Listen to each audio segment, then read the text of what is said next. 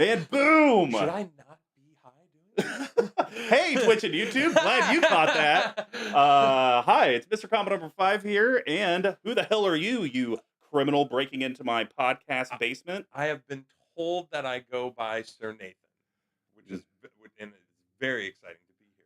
Yeah, well, and I feel like the deck we're going to be talking about today is why you're called Sir Nathan to a little bit of a degree. It Just a got little me bit. to the proud place I am now. Knighted, sir. Knighted. Well, how's your week going, other than it being freezing cold? It's very cold here, but other than that, it is very good. Yeah. This is not only the middle of the week, the pinnacle of the week. Being here with you is the pinnacle of my week, so I'm very excited Oh, to that's be. so nice. I've been looking forward to this. Other than that, just being a husband and a father, Oh my goodness! and Look at this guy. God of War Ragnarok. That's kind of where we're at right now. I need to buy a PS5 so I can play it. I need to buy a PS5 so I can play it. Well, in the first one, have you played? Did you play? Yes. Okay. So I played the previous one. I didn't do any of the older ones because I had a PS4. God of War Ragnarok, not sponsored, by the way. Yes, not sponsored. Can't clear. I wish I could sponsor that beard he has. Kratos' beard is so nice.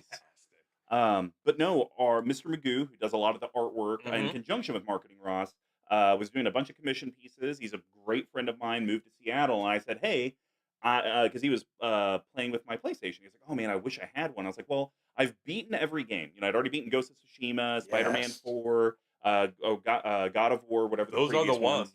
But yeah, Valhalla, there it was. Those are it. And so I'd played the main one. Oh, and Last of Us Part 1 and Part 2. So played the basically key Sony games I have missed out Sean, on. You and we are on that level. Man. Good. I am aligned with your game choice. And so I was like, hey, why don't you borrow it? And then whenever the next one comes out, because I think it was like a year ago that he moved, it was like, then I'll take it back. Well, the games hadn't progressed, and so I was like, well, you know what? How about it's up to you.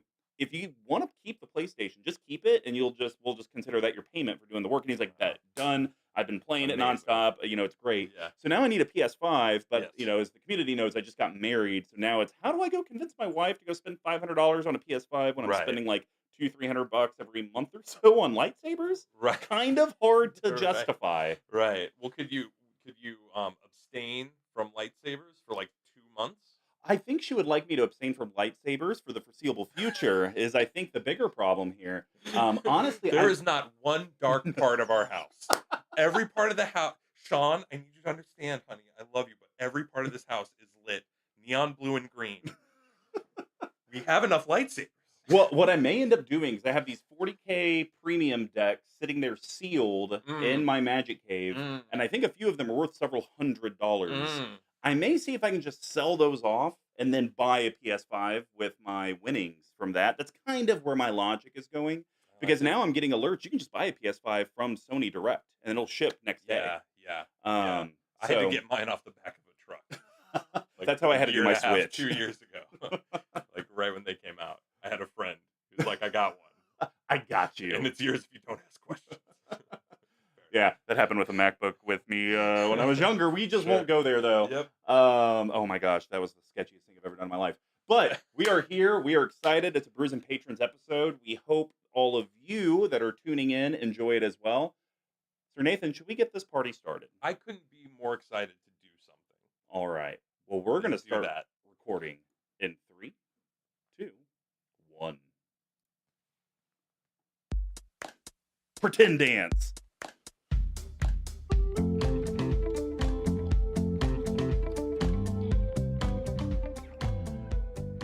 Cut the music. Hello, welcome to episode 162 of CMDTower's Brews and Builds. I'm Mr. Commodore 5. My fellow host is puts the fear and fear factor when it comes to playing Magic in our play group, Sir Nathan. How's it going? Well, I'm very good. I'm very surprised by that introduction. I didn't realize that was my reputation at all. I thought I put the tick in politics. So that's good to hear. I think it's terrifying Tyler. You right there.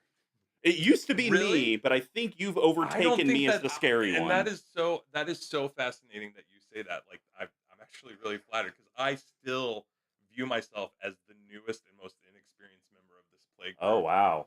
Like I still think of myself as like, man, I just kind of build Yeah. geeky stuff and just want to have fun. Is what I say as I sit down at the table, and then I lose, and I'm like, "F all of you! This none of this was fair. You said that was a power level 7, and I begged to differ." Like it's really uncomfortable. Yeah, no, it's great to have you here. You're actually the first patron of the Kansas City Magic Group to Oh, be on Brews and Patrons. So great that you're the inaugural starter. I thought it would be very appropriate considering, some of the decks that you've had and that are kind of your mainstays have kind of been the mainstays for the last couple years. hmm And I definitely thought that, you may want an opportunity, fresh pair of eyes, yeah. get the community to put some input on it and see, if you can freshen up the decks. Not to say that they need work, but sometimes you just want some change. No, not only do I really welcome that and look forward to it, I think it's actually something that I was surprised to find so rewarding as I got into Commander. Yeah, Initially, I was like, I'm just gonna build a deck, and then I'm gonna build a deck, and then yeah. another one, and then another one, DJ and I'm Khaled. still really aspiring to like have a deck for each color and each Hmm. color pairing and each trio of colors, but what I found is as I started making decks that I really love to play, Yeah. there became a whole new fun side of like optimizing, Hmm. balancing. Oh, new sets come out. Ooh, that's a card I could put in here. What do I Okay. take out? Like that's been really great. So Okay. yeah. That's awesome. Well, we have a few questions. We always like to ask our patrons when we bring them Mm-hmm. on. The Mm. first one is how long? Pisces. I would have preferred you said Libra, but hey, I guess well, I get. Well, that makes sense because you're not fair and balanced. no, You're.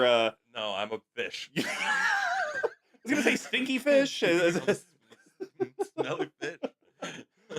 God. How long have you been playing Magic the Gathering and what got you into Commander? That's Thank you for asking. I started playing in high school, Okay. like in the late '90s, because I turned 40 this year, which is something I really don't want to You talk look about. you look great for 40. Thank you very You're much. so I distinguished. appreciate that.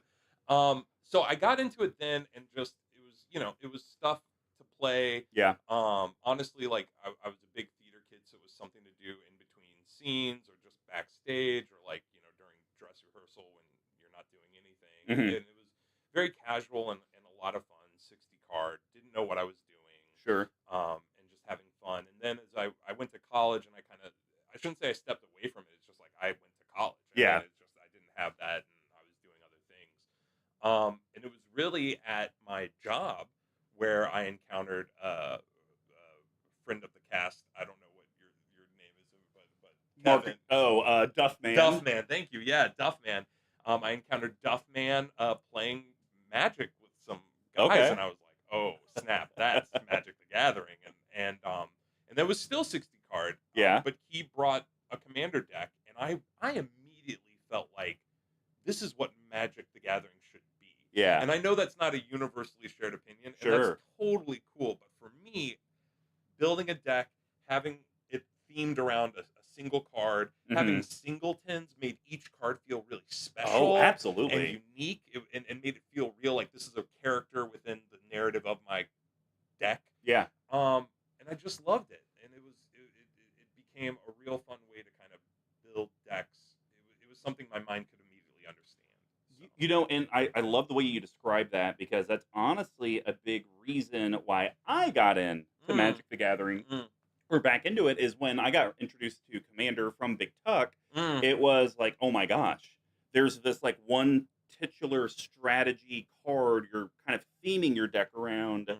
and it's not just I bought four of the most expensive cards and powerful cards possible, so my likelihood to draw these things is Right. higher. Now it's yeah, okay, have that $120 mana crypt. You have a 1 in 99 chance to draw it. Yeah. So hopefully the Yeah. rest of your deck is good, Yeah. or that one expropriate. Like, Yeah. cool, powerful card. Hopefully you get to cast it, or hopefully you Right. see it in the next 3 months. Right. Which is a real unique frustration when it comes Yes. to deck building, is adding that new card into the deck and not drawing it for 5 times you play it. Yep. Why did I even? What was the point? That's really interesting that we kind of share that aspect of Yeah. it. I think, and I always found it fascinating when you're playing 60 card. There's ways the deck can be impressive. works really fast. Sure. Or, or it combos really in a really interesting way. And even cards and collecting cards and the specific art styles and Yep. different is another thing. But I find Commander provides kind of an additional level because even if you lose, you can still impress people just by that card in that deck is awesome. Yep. Just see people seeing the Commander and being like, okay, and then you play a card and they're like, oh, in that deck? Oh no. Like that's always fun. Yeah, and then even the other side, it's like, oh, you did Cat Samurai Tribal? What? I mean, you don't get that in 60 card because you're playing optimal, but in Commander, you get weird shit like that. Yeah, it's a lot. So I obviously have a very good guess, and pretty sure I know this answer. How dare you? What is your favorite color combo and why? First, assume nothing about me. All right, okay. I contain millions. All right, I am a diverse. It's Esper. Okay. Yeah. I was like, you're gonna shock me and say Gruul or something. I love red. Green. I love green. Yeah, it's Esper. It's always been Esper. Interesting. And I don't know how to explain it and not sound super arrogant. No, be arrogant. And I don't mean to be. Part of it is like green is just it does everything. So big, you ramp and you can now draw and gain life and remove, and it's like, okay, we get it, green. And red, I played red a lot in high school when I first started, and so it was kind of like I get it. Okay. But black and white together just feel fun. Like the Lord giveth and the Lord taketh away. It's like life gain and life drain. Oh, absolutely. And paying and then blue just felt like the intellectuals and magic color, for lack of a better term. And so I just always felt like, man, those three colors together really embody the cards that are in it, the archetypes. They just feel really like fun and have, because red and green is like big thing hit face, and it's like I get that, and it wins. It wins a lot. But going back to that moment of like doing something impressive, I think the Esper color pairings allow for certain opportunities to do stuff that people are like, oh, that's broken, which is fun. Okay, that makes a lot of sense. Well, the last question we have for you, and if a specific one doesn't come to mind, you can maybe describe like some of the cards that really attracted to you. But do you have a favorite set or Commander year? Since now it seems like every year you get a billion things for Commander. Too much. Too sweet. I can tell you what taps my mana some other time about like the number of sets coming out now. I have to say the set that came out as I was getting into Commander is the one that like I remember the most fondly, and that was Ravnica. I love all the Ravnica sets, but I think it was the second Ravnica block with the gates. Okay. I just felt both the cards, but also the concept around it is so fun. Guilds based on color pairings. I really nerd out around the color pie, the color wheel, and kind of the philosophy behind it. But then like what happens when these colors come together? What kind of is born out of that? Why green and black is kind of decay, and it's like that makes a lot of sense. You know? So Ravnica having these 10 guilds with philosophies, it also felt like it lended itself to commander building and deck building so well. So it's like the guilds have a play type in and of themselves. So it's like, okay, just build around that, and you got a good deck. So Orzhov Guild, it's aristocrats. I can build aristocrats. But Azorius is a bunch of bureaucratic jerks, like they just don't want us to play the game. You don't get to play that right now until these forms have been filled out. I think we know why. Yeah, it kind of sounds like Russia. Ooh, wrong podcast. Look out. Oh, we're getting hacked. Look out. Well, no, I mean, that's some great insight. I'm sure the community, loves to kind of hear how people kind of get in. Very, very, very cool. I would not have guessed Ravnica, though, to be honest. Where would you have gone? Kamigawa? I mean, I probably would have gone Neon Dynasty, just because I know that you were really hot, just because of all the ninjas and the kind of cyberpunk-esque style. I mean, for the folks at home who haven't had a chance to spend, I don't know, 5 minutes with me. I spent some time in Japan. My undergraduate emphasis was there, so I have a real passion that culture and that art style. And so, yes, Neon Dynasty, as far as like art style Yeah. goes, I really liked, but the mechanics within those are just ones that I wasn't Sure. excited about. They are cool. Yeah. Vehicles is cool. Some of those different, like living artifacts is kind of a fun, Mhm. but I just, I didn't have any decks or really anything that I Sure. was immediately like, I need to get these into. So, Oh, that yeah, makes sense. yeah. Well, we know why you guys are here. Uh-oh. Brews and Builds is our deck tech series. Since we have conquered our path to 32, the 12 themes of EDH decks, we have moved on to a classic day one Brews and Builds, but this time with a patron and a traditional episode. We describe the brewing of decks similar to how beer is brewed, Mhm. or maybe we could say sake. I don't think they're brewed the same.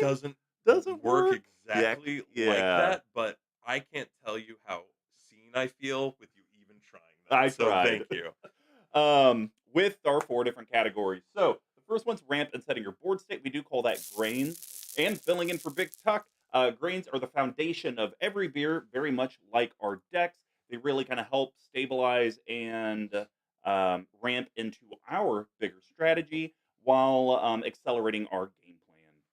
The next one's going to be how does your board interact with all of your opponents? We do call that hops. And hops give, man, I've done 162 of these. I should know Tuck's thing.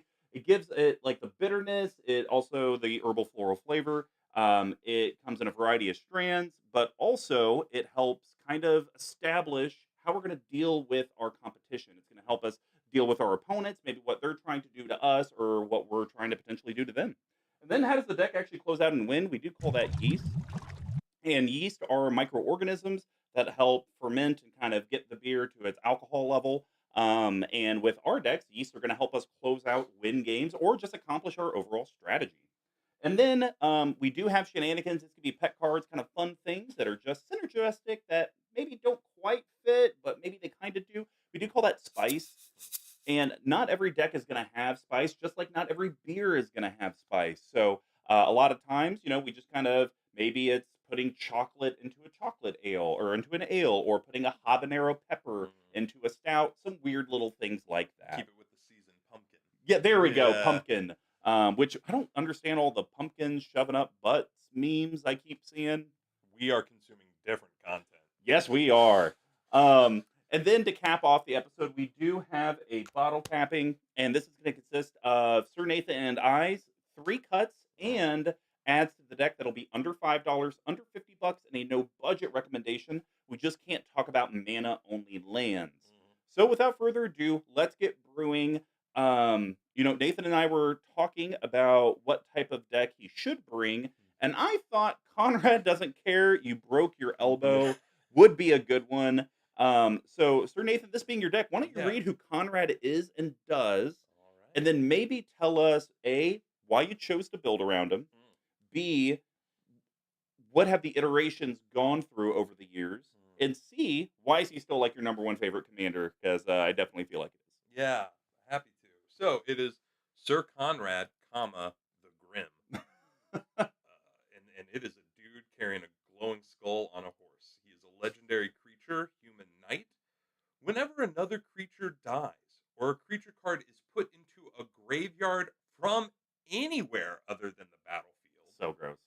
or a creature card leaves your graveyard, So gross. Sir Conrad the Grim deals 1 damage to each opponent. And then, important but not always discussed, for 1 colorless and 1 black, each player puts the top card of their library into their graveyard. And before you kind of go into why you built this and all the questions I asked you, I think it's important to notice Sir Conrad is an uncommon for $3. That shows you how good this damn card is. Yeah, I would say the one downside is he costs 5, Yeah. 3 and 2 black. So I would love to get him out on turn 3 Sure. and really start doing some shenanigans, but it's going to be turn 4 or 5. Yeah. I'm getting some ramp going. Yeah, really, the thing for me was the effect of from anywhere other than the battlefield if it goes into a graveyard. So that is if it is discarded, Yep. if it is milled, which is a big Yep. part, if it is on the battlefield, and it doesn't say non-token creature. So even tokens going to graveyard count as Uh, ping. oh yeah, So it's it nasty. it can start getting really nasty. And one of the reasons why I'm apprehensive to even talk about it is because one of the strengths is that you kind of lay this down, and unless you're in our play group, Yeah, you're kind of immediately like, "Oh, okay, yeah, fine." fine. Yeah. And about, it's like turn, he comes out, and then the next turn, people are Yeah. immediately like, "Oh no," and you're like, "Oh yes." See, I wish the way that the card read to make it cleaner, because it Mm, effectively is. It's just like whenever another creature enters the graveyard from anywhere mhm. or leaves the graveyard, it should deal a damage. Because Yeah, but effectively, it's leave my graveyard. correct, It's correct. any creature anywhere into the graveyard, Yep, but it's only a ping if it exits leaves your my graveyard. graveyard. Just because it's like such a chunky thing of text. Right. Mhm. But I have seen this card. I have seen it work. Mhm. Why did you what gravitated you to this? Because like you said, on its surface, it doesn't scream I'm gonna Yeah. scare people. Yeah. I will admit it was a combination of intrigue and arrogance. Okay. It was both, to your point, this is an uncommon $3 card that actually in my mind could do work. Hmm. But also it's like this is an uncommon $3 card that will take a little bit of navigating to make work, Yeah. and I want that challenge. I think Okay. something you kind of know about me is like I don't make decks. I don't play CEDH. I don't Hmm. make decks that are built around like I have one deck that's built around a combo, and otherwise I try to make decks that I feel like are pretty balanced and Yeah. fun. And this was just one of those that I was like, oh man, if I can make this into something, that in and of itself will feel Yeah. cool. So yeah, it just drew it to me, and I just love the like ping. I love, Ping, there's no ping, there's ping. there's no flavor text on this card, but just reading it evokes kind of a feeling of just like dread of Yeah. like being stuck in a bog or a mire, and it's like you're not dying, but you don't see any other option over than coming Yeah. your way instead Yeah. of just I'm just gonna be stuck here and then dies. Like it just feels suffocating, which I love. I like the way you described it. I almost would equate that to like I'm in the bog and it's the mosquitoes. Like one little thing, it's like Mhm. that's annoying, but Mhm. then it's like three of them bite you, and you're like, that kind of hurt. And Yeah. then you get hit with like 10 of them at once, and Right. you're like, I'm gonna be dead soon. Right. I'm gonna get Right. West Nile or whatever mosquitoes Right. give you. So Yeah. I would say the challenge with this though, because everything you're saying is completely true. The problem is it's what I call kind of symmetrical damage. It's like sure, if someone gets a creature into their graveyard, everyone hmm, other than me takes one damage. sure, So it does feel like, oh once, oh twice, oh I don't mind. But as you start doing it, suddenly if you're playing four man, all three people are like, yeah, well, we don't like this. And it's like, I am very sorry. And it also makes politicking kind of hard okay, because people are like, hey, Nathan, I'd be willing to do this if you don't hmm, deal damage to me next turn. And I have to kind of answer like, Sir Conrad gonna do what Sir Conrad gonna do. Like, I can't stop the damage from happening. just like he doesn't care about your He broken elbow. doesn't care about. He doesn't care you broke your elbow. So, Over the years, how have the mhm, iterations changed? Obviously been getting more into Magic. You're mhm, learning more about cards and what's mhm, out there. mhm. You've been able to find some very old cards that you maybe didn't even know about until you started researching for Yeah, Conrad. yeah. So, like, has it really changed much from day one to now, other than becoming just more optimal? It's I've strived to make it more optimal. One of the big things I would say is what found happening was I would be milling people, Okay. but I would very often, because of kind of where Commander is maybe right now, Hmm. I would get at a table with a couple decks that don't have a lot of creatures in Okay. them, and so milling. The first iteration of this was really focused on milling everyone Okay. and mill effects and taking advantage of those mill effects to Hmm. get creatures into graveyards. And what I found happening was like I would mill people and they would pop one or two creatures in the graveyard, and Hmm. it's like, well, that's not as That's important. not going to help That's me. not that's not as helpful as I would like. Um, but what I found, so what I started doing was shifting the focus a little bit more, not milling people, Mhm. but really focusing on milling myself, and then filling this deck up with as many functional creatures as I can. So Okay. instead of mana rocks, adding creatures that tap for mana. So Mhm. it's like that kind of functions as a mana rock, but Okay. if I mill it, it also pings 1 damage Sure. to every one. And Okay. then adding cards that take advantage of having lots of cards in my graveyard. Yeah. So it kind of shifted from I'm gonna mill the board and my deck's gonna be fine to I'm gonna mill my deck and take advantage of that and just put a lot of creatures in it so I know those pings are gonna Mhm. happen. And I think that was really smart of you to do that adjustment because something that we've talked a lot about on Brews and Builds Mm-hmm. is the primordial cycle. So Fulcrum Primordial, Diluvian Primordial, Mm-hmm. where, hey, ETB, all of my opponents, I get to cast a creature from the graveyard or cast an instant from the graveyard. It's like, cool, I've landed the 7-drop. What do you guys got? And it's like, Birds of Paradise, nothing, Yeah. and Solemn So Solemn Simulacrum. Simulacrum, yeah. Sweet. That was worth my 7 Neat, mana and me neat. wasting my I'm turn. gonna get a land and I hope someone kills this Yeah. sad robot. And so it's one of those things to where I think if you're trying to rely on your opponent's Mm-hmm. decks to win, Mm-hmm. it's going to be a bad time for you unless Mm-hmm. the entire deck is built around that. Right. Like my mono blue deck, hey, if you play no creatures, that's okay because I can still steal stuff from your deck and still use your Mm-hmm. deck to help further the Mm-hmm. cause. I'm not reliant on one. I can just use anyone's anything. Mm-hmm. But if it's like, hey, I need you to have creatures because I'm doing this strategy, it's like, well, if you play like Dustin down or SD Sharpie down in the Joplin group, one Mm-hmm. of our moderators, you're not going to get any creatures. You're just going to get nothing. Mm-hmm. So it's Mm-hmm. going to be a bad time for you. Mm-hmm. So I think it was super smart for you to pivot over to just you. Oh, cool. Thank you. So from some deck stats perspective, the deck's average CMC is 291. That's really good. Neat. Do you feel like the deck plays like, yeah, I usually am always able to play something on every turn? The biggest problem with this deck from that perspective is getting Sir Conrad out. Hmm. Like he's honestly one of the more expensive Yeah. costed cards in this deck Hmm. from a CMC perspective. Getting things up and going early game actually is pretty effortless. Okay. So in that regard, yeah, it trends nicely. Yeah, and to that point, you only have 11 cards that are 5 CMC and greater. Hmm. So, when you talk 100 card deck, 89 of your cards being castable earlier than turn 5 is definitely helpful Hmm. when you're not in a rampy ramp deck. Yeah. From a cost perspective, this deck's extremely affordable. You're able to build this thing. TCG average is 250.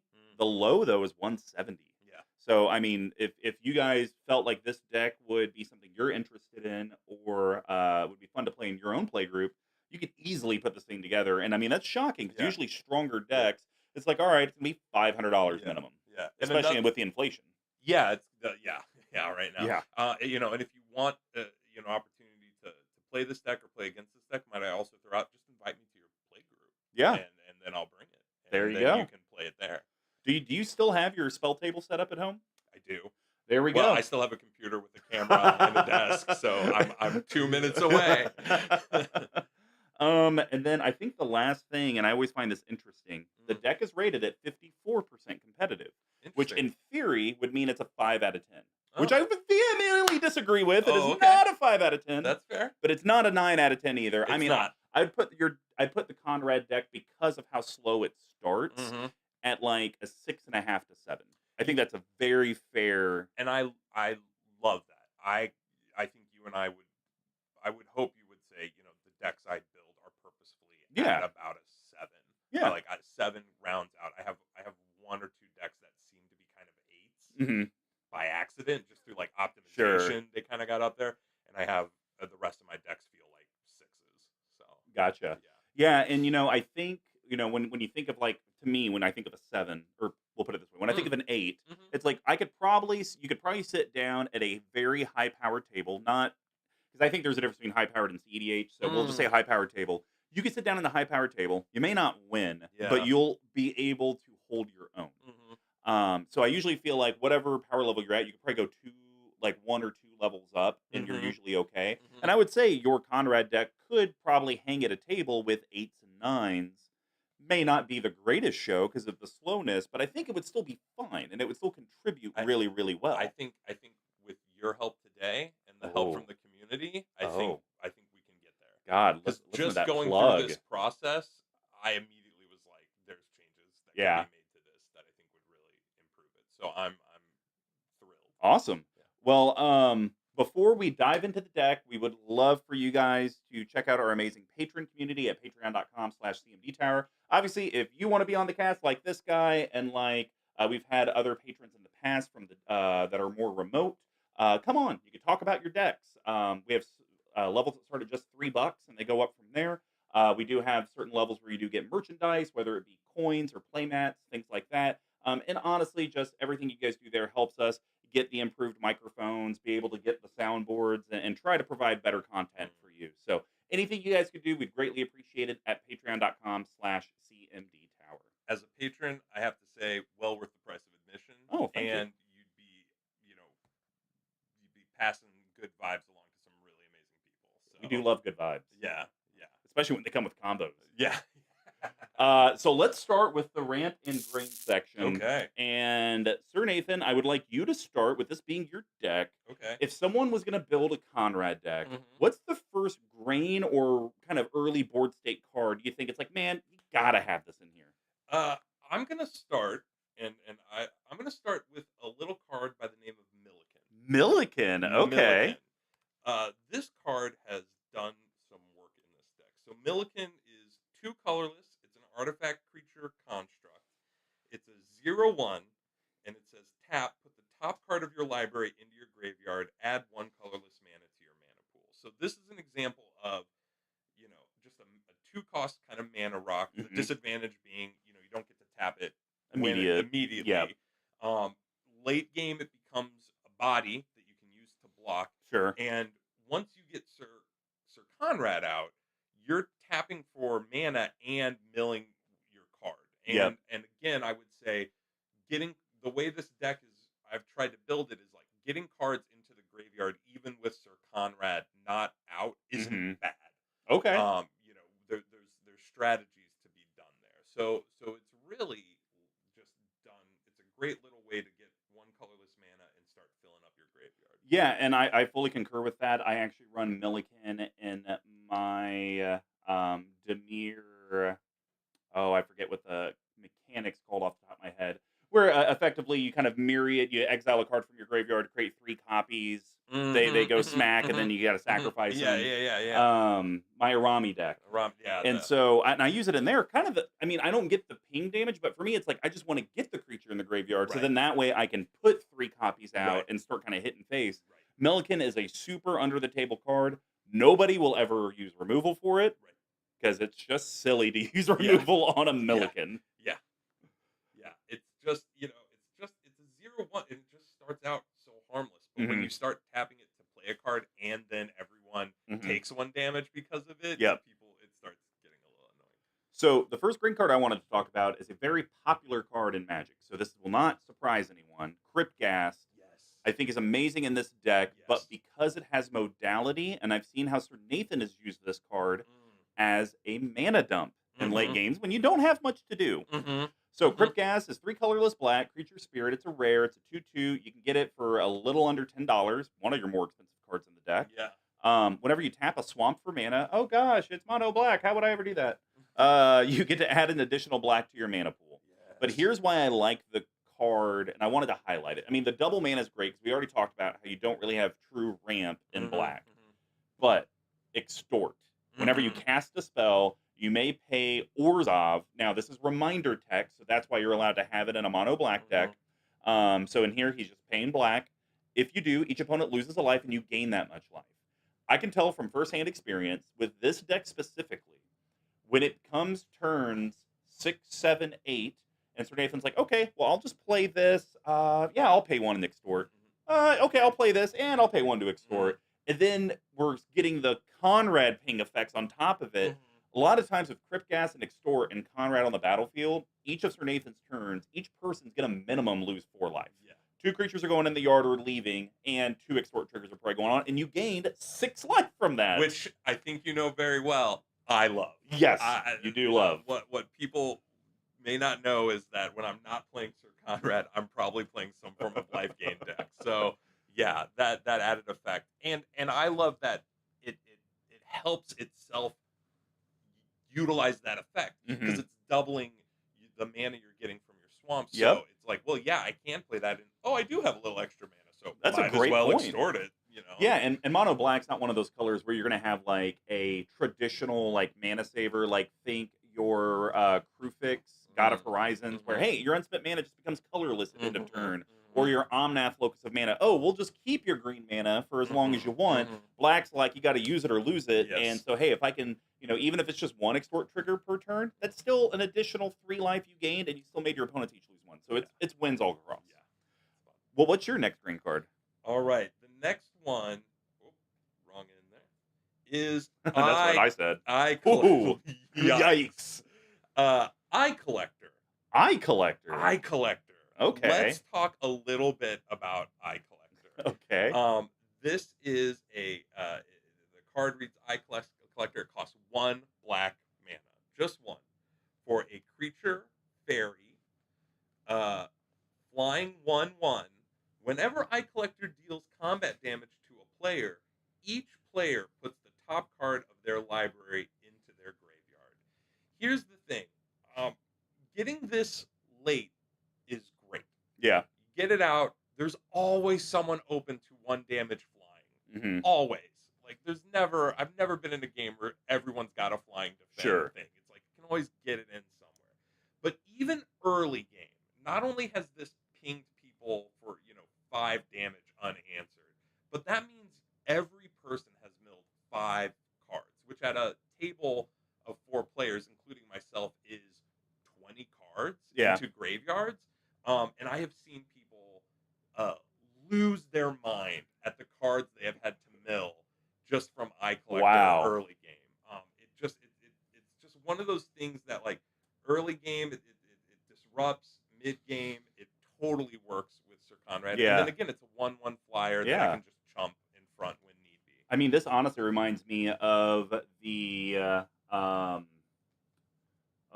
it's a literal like this card Draft Shaft in my my actually funny mono black deck where it's like whenever it becomes tapped, each opponent loses a life.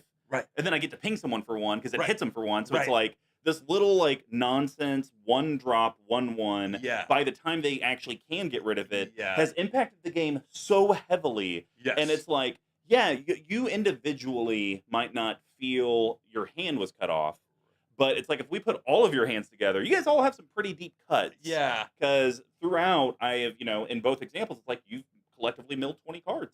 Yes. That doesn't feel good, I bet. Yeah, and again, going back to first off, your earlier metaphor of like the mosquito is perfect for Eye Collector. Yeah, it's exactly that. But to your earlier point, it's gonna piss a lot of people off, and no one's gonna remove it. Nope. No one's gonna do anything to get rid of a 1/1 flyer. Yep. So they're just like, I guess I mill 1 card every turn. Yep. Now until something happens.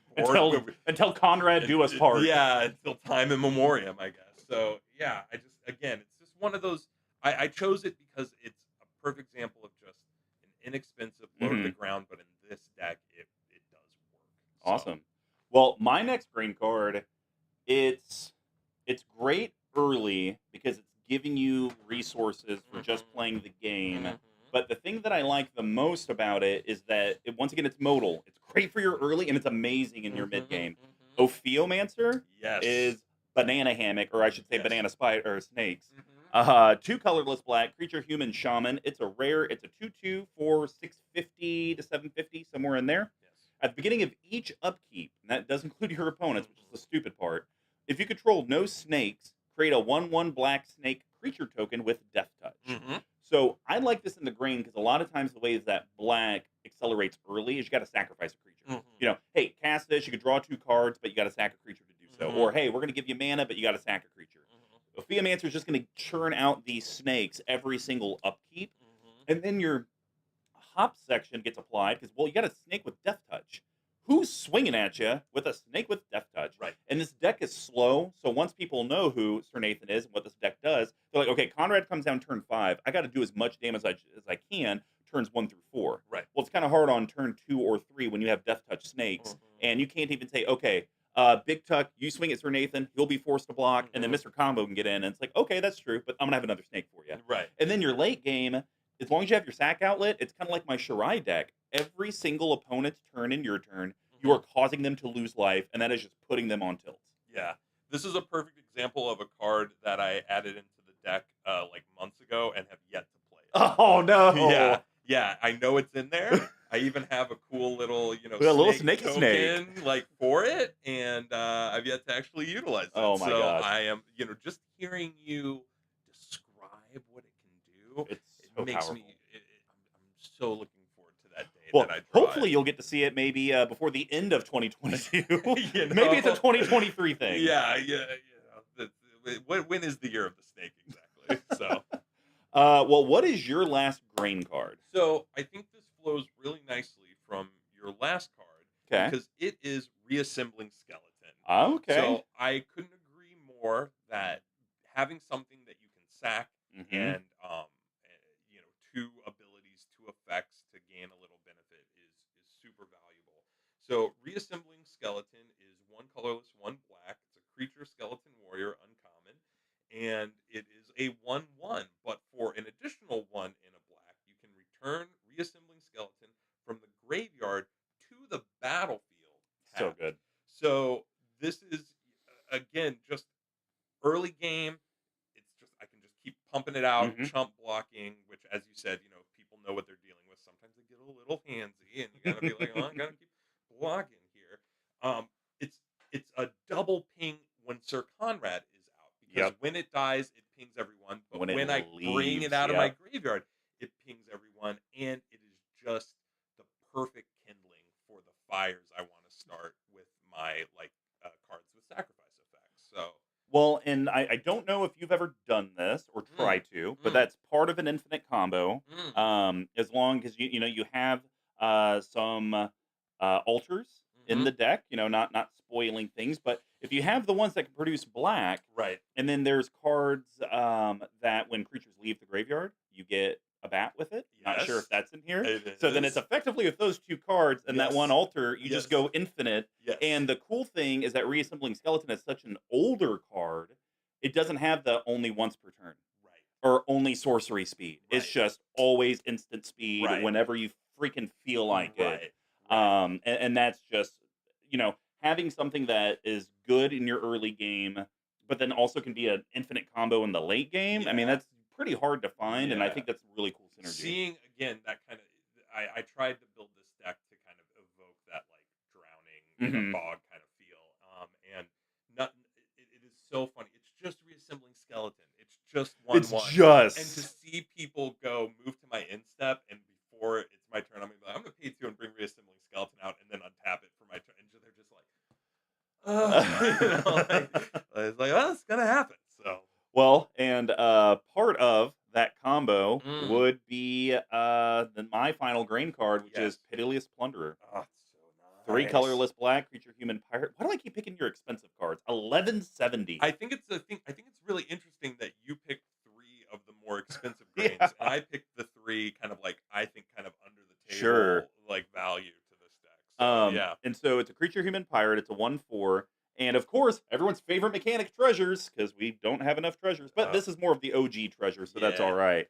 Whenever another creature you control dies, create a colorless treasure artifact token with tap, sack this artifact, add 1 mana of any color to your mana pool. So once again, with a sack outlet, like we just kind of talked about reassembling skeleton and other things that give you other deals, these treasures now can bring back reassembling skeleton. But I Yes. really look at this as just the early game, or your mid game, to where I think your biggest challenge is when people get rid of Conrad, and now he Yes. costs 7, and now he's Yes. 9, and you're like, well, now middle Yes. fingers to all of you. I don't want to pay 11 to do Yes. my And strategy. but I have done Yes. it. But now with this, it's like, okay, well, I'm still going to try to do my strategy. Let's sacrifice a bunch of stuff. Mhm. I'm going to get these treasures that are now going to help Conrad get back out. Mhm. And so now I'm able to accelerate a little bit quicker. And Mhm. you do have some recursion and ways to get those creatures back out of the graveyard. So it's not even like you're doing it all for naught. Mhm. It still kind of attributes to that overall game plan. So I Mhm. think, and I mean, board wipe. Okay, I'll start my turn with 10 treasures or Right. however many creatures you Right. had die, and it doesn't Right. even say non-token creature. Right. Great. Yes. Yes. Well selected, and Yeah. That's good. Well, before we head over to our next section, we would love for you guys to check out our amazing Etsy store, Etsy.com. And I will remember that I don't want to remember the URL. So just type in CMDTower in the search bar. You'll find us. It was actually pretty exciting. We had some people that we had met in Vegas that had recently placed some orders using some of the promo codes we had with that. So that was super, super cool. But that's the great place where whether you're a patron or maybe you can't afford to do a monthly commitment, or you just hate us and don't want to do a monthly commitment, but you're like, man, that foil playmat's kind of cool. Head to Yeah. our Etsy store. You can buy any of our accoutrements there. The more relevant one would be our CMD Tower sweaters. Mhm. It is freezing out, and these are a combed cotton, so they're actually really, really soft. So warm. Yeah, and if you're a fan of Jund, which this guy isn't, it's in your favorite colors, which are also kind of like demonic Christmas, if you think about it. Yeah. Like red, green, black. I will say that there is an allure for me for Jund. So Oh, okay. much respect for the Jund players.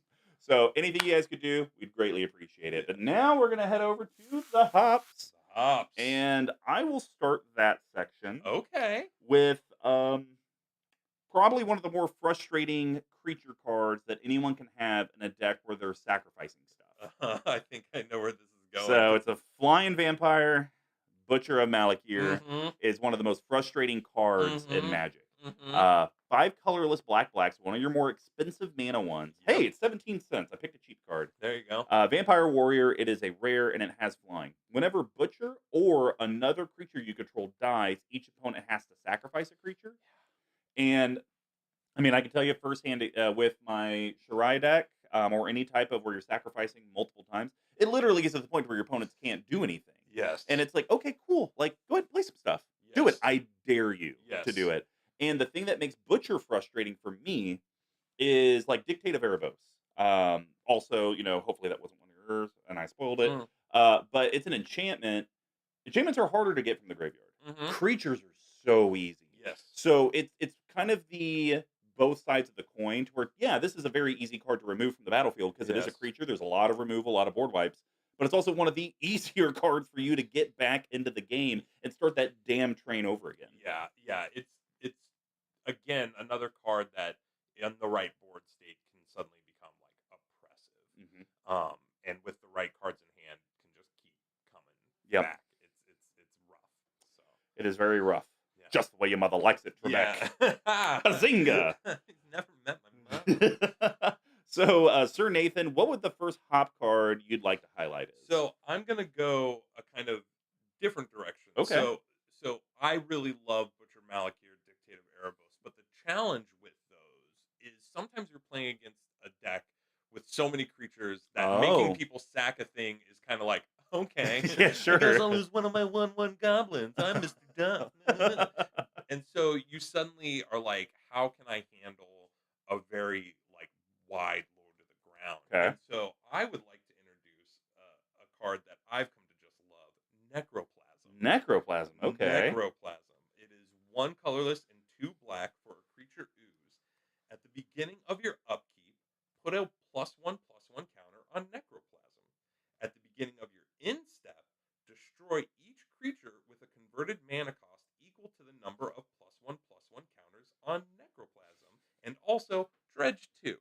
So for folks at home, dealing with that word salad and may not fully understand what that means. So it comes out as a 1/1, and then on my next turn, I get a +1/+1 counter on it. It's a 2/2. But at the end of my turn, when it first comes out, it destroys all creatures with a converted mana cost equal to the number of +1/+1 counters on Necroplasm. Well, the first time I play it, when it hits my end step, it has no +1/+1 counters on it, Tokens which goodbye. means anything with a 0 mana cost, like a token, is gone. Mhm. So this is essentially a 3-card token board wipe. Creature token board wipe. Creature Yep. token board wipe. Thank you. Right out of the gate. But then next turn, any 1 cost. Yep. And then next turn, any 2 cost.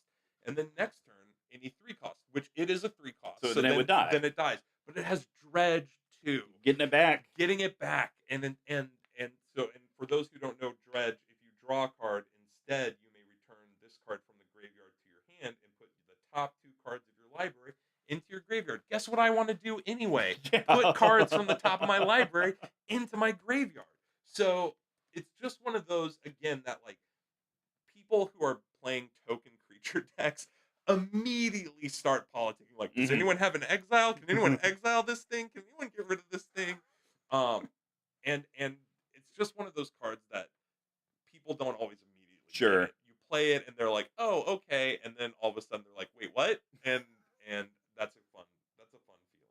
Yeah, no, have you ever I don't know how much counter interaction you have in the deck. Minimal. Um, sorry, not counter spell Right. interaction. Okay. Yeah. Yeah. Yeah. So, because it would be one of those things, like, I'd almost wonder if this is a key way that you kinda keep the board contained. Like, is it worth putting in a card? Maybe it does other stuff, but, like, you can remove a counter from a creature, because then it's like you could remove the +1 counter, and then that way you're always hitting token creatures at the end of every turn. Mhm. And then it's just like, okay, you never get to have token creatures Right. around, because I don't know how often you're really worried about 1-drop creatures. Right. Maybe 2 and 3-drop that, someone might have 2 or 3 of them, but it's the tokens, like you said. That's what your Yeah. challenge is. Yeah. That would be pretty interesting to see if there's a black or colorless card out there that can attribute at least partially to the deck, but Mhm. also could, all right, its activated ability is remove a counter from Yeah. someone. Yeah. Or even, cards like Yawgmoth, where Yeah. it's like your sack a creature, put a negative counter, Yeah. and then it's like, okay, well, I'm stacking stuff anyways. I'm gonna put Yeah. negative counters on my Necroplasm, which just Yeah. offsets the plus Yeah. counters. Yeah. And now, boom, Yeah. now you guys are dealing with it. Yeah. So, I what I would say to that is recurring this is so easy, and I have a lot of sacks. So if I want that effect, I would probably just sack it for an effect, and then dredge it mm, and bring it makes back in sense. and just use that effect again. Okay, But with a couple additions to the deck, who knows, that your could approach change. might change. So yeah. All right. Well, my next one is a Mm. card I don't think I've seen. Gravelighter. Yeah, it's new. This is Pretty, a new one. pretty interesting. Yeah. 2 colorless black. It's 11 cents. It's an uncommon from actually Neon Dynasty. Funny enough. It's a 2/2 and it's a creature spirit. It has flying. Yes. Whenever Gravelighter enters the battlefield, draw a card if a creature died this turn. Otherwise, each player sacks a creature. So it's pretty interesting. It's kind of like a flesh bag type of effect. Yes. But if you wanted to use it in a way to draw value, you then have this option. So I love this modality to where this card, it doesn't matter when you do it.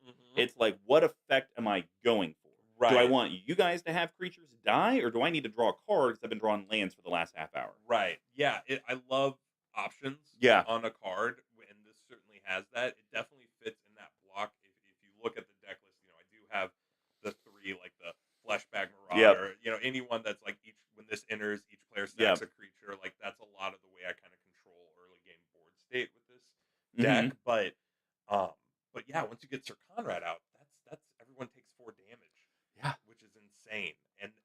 Or I draw a card if I just need to keep drawing. So actually, oh yeah, because it's if a creature died, you get to draw the card. Yeah, that's just, man, that's such good value. And Gosh, that's filthy. And it's a 2/2 flyer, Mhm. which I would say a lot of the creatures with that text, the Fleshbag Marauders and the others, you can, a lot of times they have like big power, and so sometimes Okay. you want to sacrifice something else and keep them Sure. on, but I want to get them in the graveyard and recur them. But that 2/2 flying is kind of tempting to maybe keep on board. 'Cause Yeah. it's like, well, I need a flying defender. Exactly. Or something there's a like that, so- planeswalker I need to ping down. Exactly. Yep. Exactly. All right. Well, what's your next hop card? Hop into it.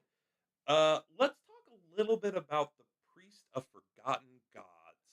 That card She's- is not forgotten in my eye. She is a priest, and those gods need to be remembered, Sean. So, Priest of Forgotten Gods is a creature human cleric, rare. It's a 1/2, so again, low statted in that Yep. regard. But tap and sacrifice 2 other creatures. I think that's important. 2 Yep. other creatures. So I got to have a little bit of something out here. Any number of target players, and by the way, it's going to be all. Any number of target players each lose 2 life and sacrifice a creature, and then I add 2 black mana and draw a card. This is a perfect one of the. It's just one of those cards that if you know, you know. Yeah. Again, there's just, I'll be at a table and this comes out, and very often there's like suddenly one person that's like, we need to get that card out of Yep. here, and people are like, what? And I'm like, it's fine, it's fine, It's fine. It It can't even do anything it's right now. 1/2. It has Summoning sickness. It's not a big deal. my most charming, like, "This is mine." But, getting that 2 mana, drawing a card, I mean, this just keeps Yeah. going, and again, it's like that 2 mana can replay in that Mhm. reassembling skeleton, or Yep.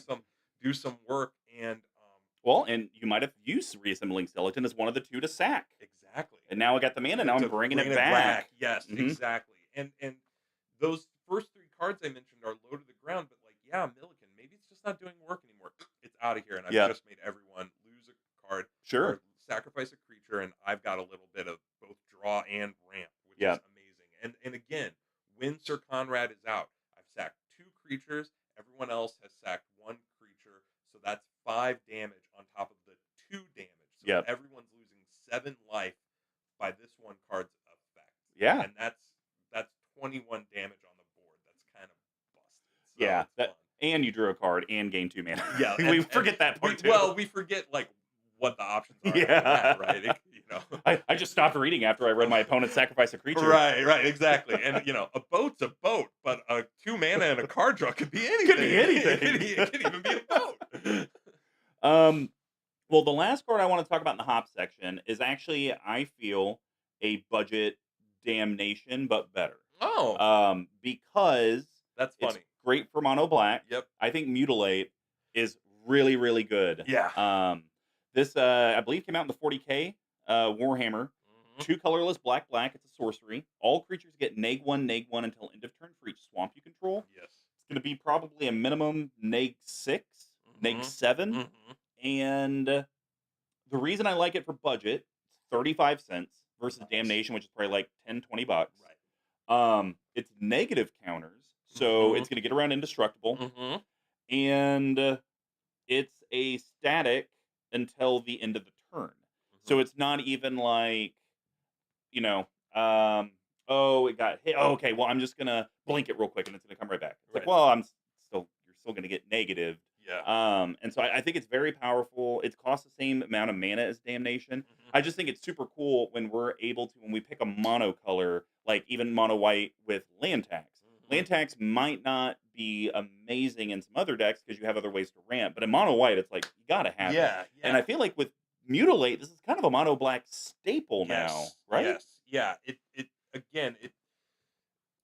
The thing that's fun with this too is there is a little bit of control here to an Mhm. extent. Also, now it's based on the mana, but that I have on Yeah. board. But like it tends to just it gets rid of everything. It Mhm. get rid of it get rid It of get rid it of. get rid of it gets rid of cards that can have some evasion to them. Mhm. A little bit of protection. It's Sure. like, oh, these are -1/-1 counters. So.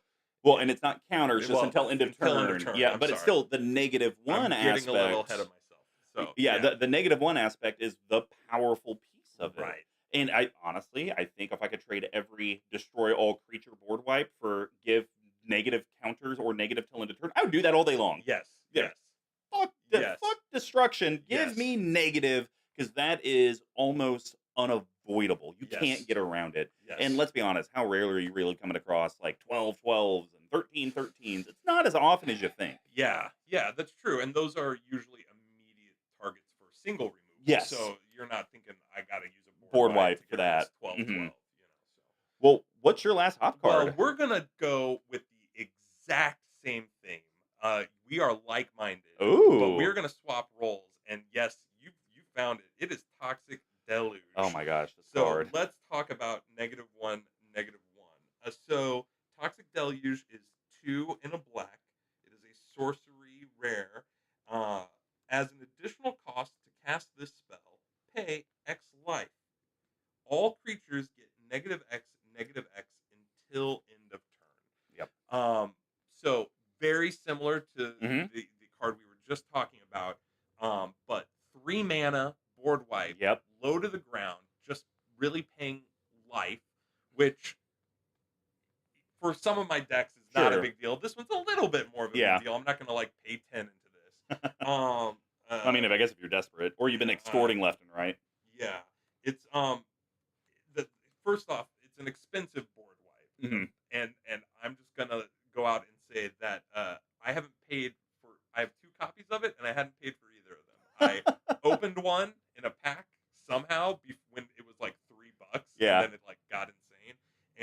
one that I'm holding, I actually won here at one Oh, of your okay. tournaments in the black. Oh, the Black Black Commander spell Spellbook. book. Yeah, yeah, Okay. yeah. So, along with the Ophium, the Yeah. snake charmer lady.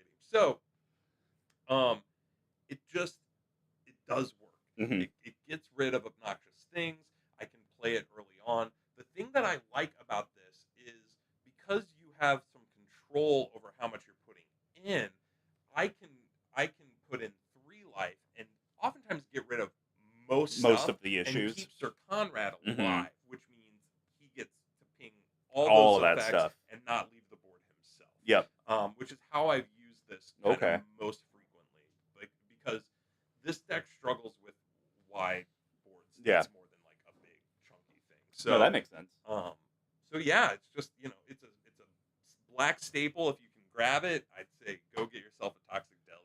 I don't think you'll be disappointed. No, I mean, and it's 16 to 17 bucks right now. So I mean, Yeah. it is a little bit on the higher price tag. But Yeah. like Sir Nathan said, I mean, it's super flexible. It's 3 mana, so it's one of your more affordable board wipes in Yeah. Magic. Yes. And the fact that it's X is life, not mana, you could literally be tapped out, done everything you wanted, and be like, okay, Yeah. I need to do negative. I need to pay 15 life to get rid of everything. Yeah. It's like that's your choice. Yeah. Or if you want to do 1 life to just get rid of the 1/1s, you Yeah. can also do that. Yeah. Like it just gives you so much flexibility. And it's negative X, negative X, Yes. which again, going back, like it gets rid of things that are hard to get rid of. Mhm. And for me, it like checks all the boxes in Every a box. in a board wipe. Mhm. The cost, the way it deals with the creature, Yep. and the modal control of it. I'm just Mhm. like, mwah, chef's kiss. Chef's Just, kiss. mwah, it's beautiful. Thank you for making it. Well, before we head over to how this deck claps, booty cheeks and wins, we would love for you guys to check out abyssproxyshop.com. And if you do and decide to make a purchase, use code CMDTower. That'll get you 10% off your order. Plus, it helps the channel get some support as well. They are our go-to when it comes to playtest or proxies. Hell, Wizards decided to charge $1,000 for a 4-pack of proxy cards. Well, that same 4-pack you could get for $30 through Abyss Proxy Shop, and you're going to get hyper high quality cards. One of my favorite things, if you go to our link tree, is they do have a custom catalog where it has all this exclusive art that people from the community have asked them to do. I've done that as gifts for people in our play group. As many of you may have seen on streams, I've actually done complete custom Game of Thrones decks, Japanese woodblock with text for my Najila deck. It's kind of like what I've kind of gone to for fun. And heck, to get an entire custom deck done, even with our discount, I think it's only $300, $350. And they can be literally full of the powers. It doesn't matter. So if you're needing a playtest card, if it's like, hey, I have my one Toxic Deluge, but I want to put it in 5 other decks, go to Abyss Proxy Shop, use code CMDTower, and you can get some for $3 to $4.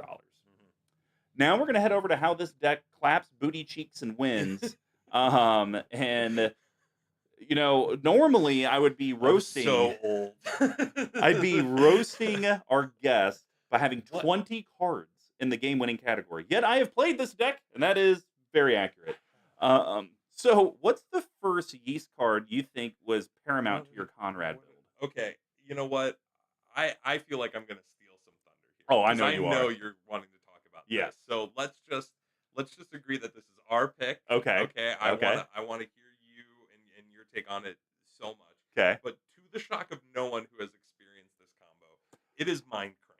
Oh, God. Mind Crank. It's so good. Sir Conrad was built for Mind Yes. Crank, and Mind Crank was built for him. They are a match designed in the bowels of a bog, Yep. and it is just so delightful. So, for those of you at home who aren't familiar with Mind Crank, it is an artifact that costs 2 colorless, uncommon.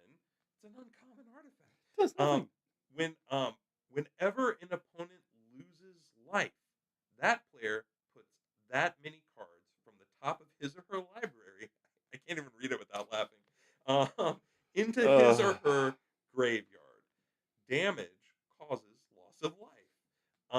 And the flavor text, which I do think is important here: let go of your memories and be reborn. Reborn into death. Yeah. So without belaboring the issue here, Sir Conrad, if you get a creature graveyard, you take 1 damage.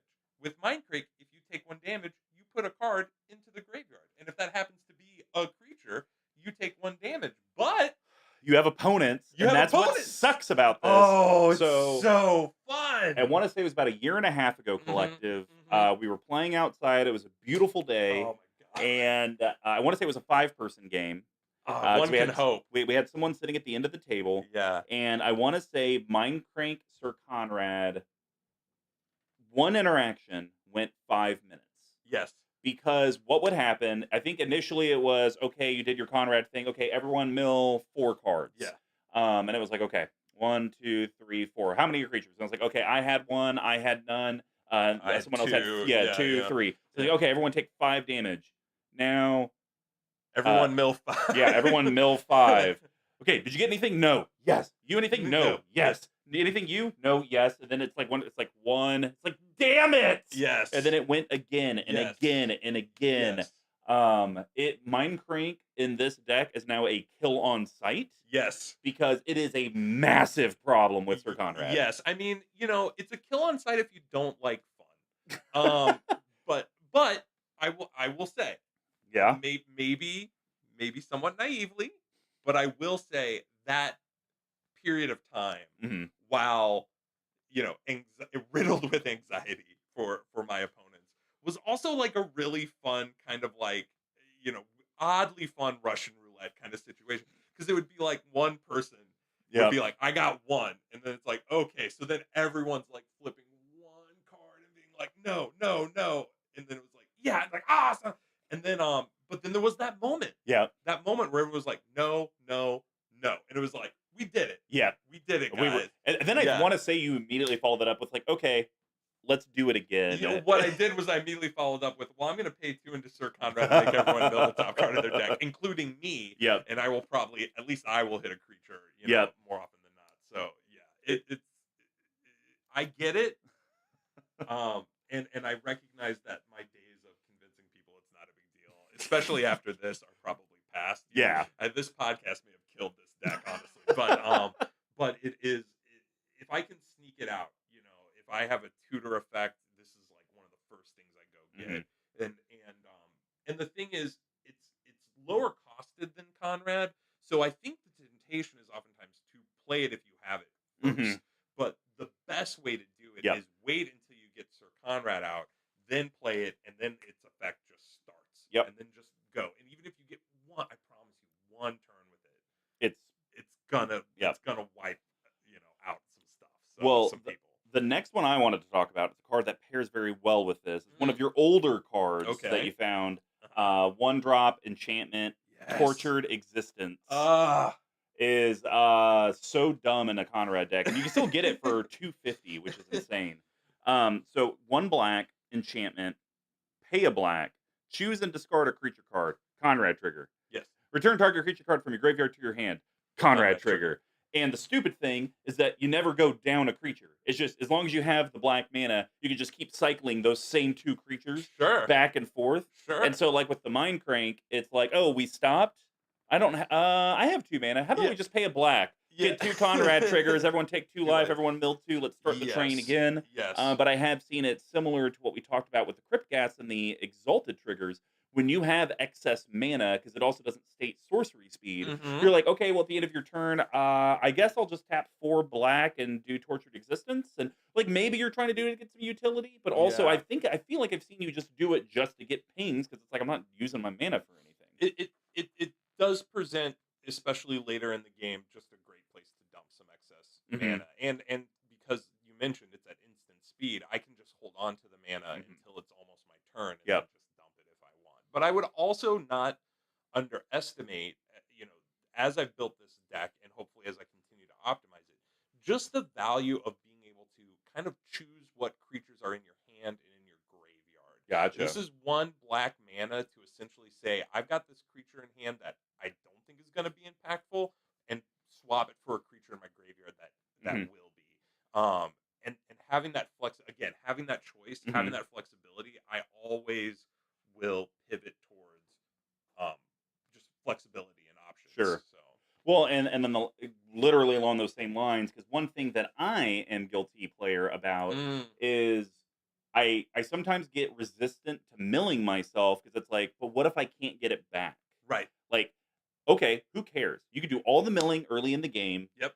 and maybe you milled a Shieldred or a Butcher a Malik here. Yes. It's like in your mind, you're like, well, I know Tortured Existence is in my deck. I Yeah. will probably see it at some Yes. point. Yes. I could just get those cards back, and Yes. so you are able to put on a theatrics of sort, like, oh Yeah. no, my Butcher Yes. a Malik here. Yes. It's like Yes. my deck wants to mill. Like I'm not about recursion. Yes. And then it's like, oh, Tortured Existence, I got it back. Here you go. But the legitimate sorrow.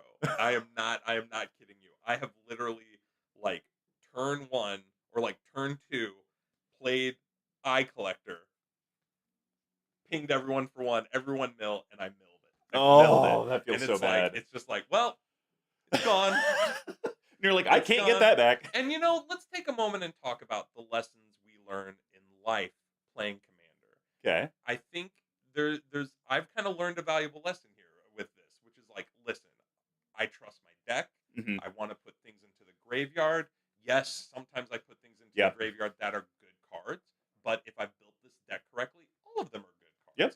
And I just have to trust that, like, nope, I'm putting things into the graveyard, and sometimes, much like life, things are just gone. Yep. And it's like, okay, Okay. okay, I'll be all right. it'll be all right.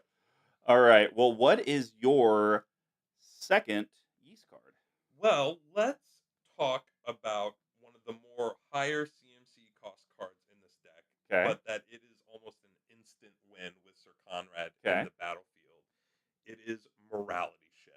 Morality Shift. All right. Again, another kind of one of those cards that I love because you may look at it and be like, why would anyone have this? Or what is Sure. the value of this? And then all of a sudden, Sir Conrad gets printed and he's like, I'm here to tell you the value of this card. So Morality Shift is a sorcery that costs 5 colorless and 2 black. So it's Very 7. expensive. Very expensive. But just wait until you read this nonsense. Sorcery. Exchange your graveyard and your library. Then shuffle your library. So, hey, you might be thinking immediately like, okay, I guess for games that are going super long, Sure. this is a good counter mill strategy, or like, hey, maybe I just want to, keep things going or swap. Mhm. But going back to the uniqueness of Sir Conrad's text, it is not pinging when creatures leave the battlefield. It is anytime creatures leave or go into the graveyard It's when they and leave. my graveyard. So essentially what this does is everyone takes damage essentially equal to the How- number of creatures in my deck. Yep. Because all of them are either going into the graveyard or are in the graveyard and are coming out of it into the deck and then being shuffled. How many creatures are in my deck? What are we looking at here? About like easily like over 30? Over 40? 39. 39. So as long as everyone's taking a little bit of damage, this just wins the game Oh my gosh. immediately for 7 at sorcery speed. So it's just, I don't know, it's just one of those cards that Wow. is like 7 okay, mana, win the game with win the Conrad. game with Conrad out on the board. That So, is dirty. I don't think yeah. I don't feel like I've ever seen that happen, at I- least in a game that I've been in. it has happened once. Okay. It How has good did it happened feel? It felt nice. Yeah. It felt good. It's also nice because one of the disadvantages of Conrad's is that it does a lot of work when there's more players on Mhm. the battlefield. Yep. This is one of those decks that I don't like meta picking, but if someone's like, well, we could do a 5-man, I'm there's a part of me that's like, well, I could play Sir Conrad. That is 5 graveyards. Oh my. And similarly, when people are like, well, let's just do a 3-man, Three-man. and I'm like, well, I guess I can eeny, meeny, miny, mo, but I really don't want to play Sir Sure. Conrad. He's just immediately kind of cut off Mhm. one leg in his effectiveness. But this card, it's down to just me and the other person. Done. Yep. It's just done. It doesn't matter how many graveyards there are. It doesn't matter how many other players. Mind Crank isn't that great late game. Yeah. It feels super powerful in a 5-man or a 4-man where everyone's out. Yeah, if- but when it's if only two two people or one me person. and one other person, I'm trying to just seal it. Yeah. It's not great. This is great. I would agree There that it is. that Yeah. is great. Yeah. And I mean, there is an argument in EDH and in Magic. If you're paying 7 mana for a card, you should Should be be winning winning. the game Yeah. or putting you in such a commanding position Right. that it's hard for the You're going opponent to to be deal taking a with. couple more turns, Yep. or everyone's going to sacrifice and give it to you, or something. Right? Absolutely. Yeah. All right. Well, my last one. Okay. Indrik Sahar, Master Breeder.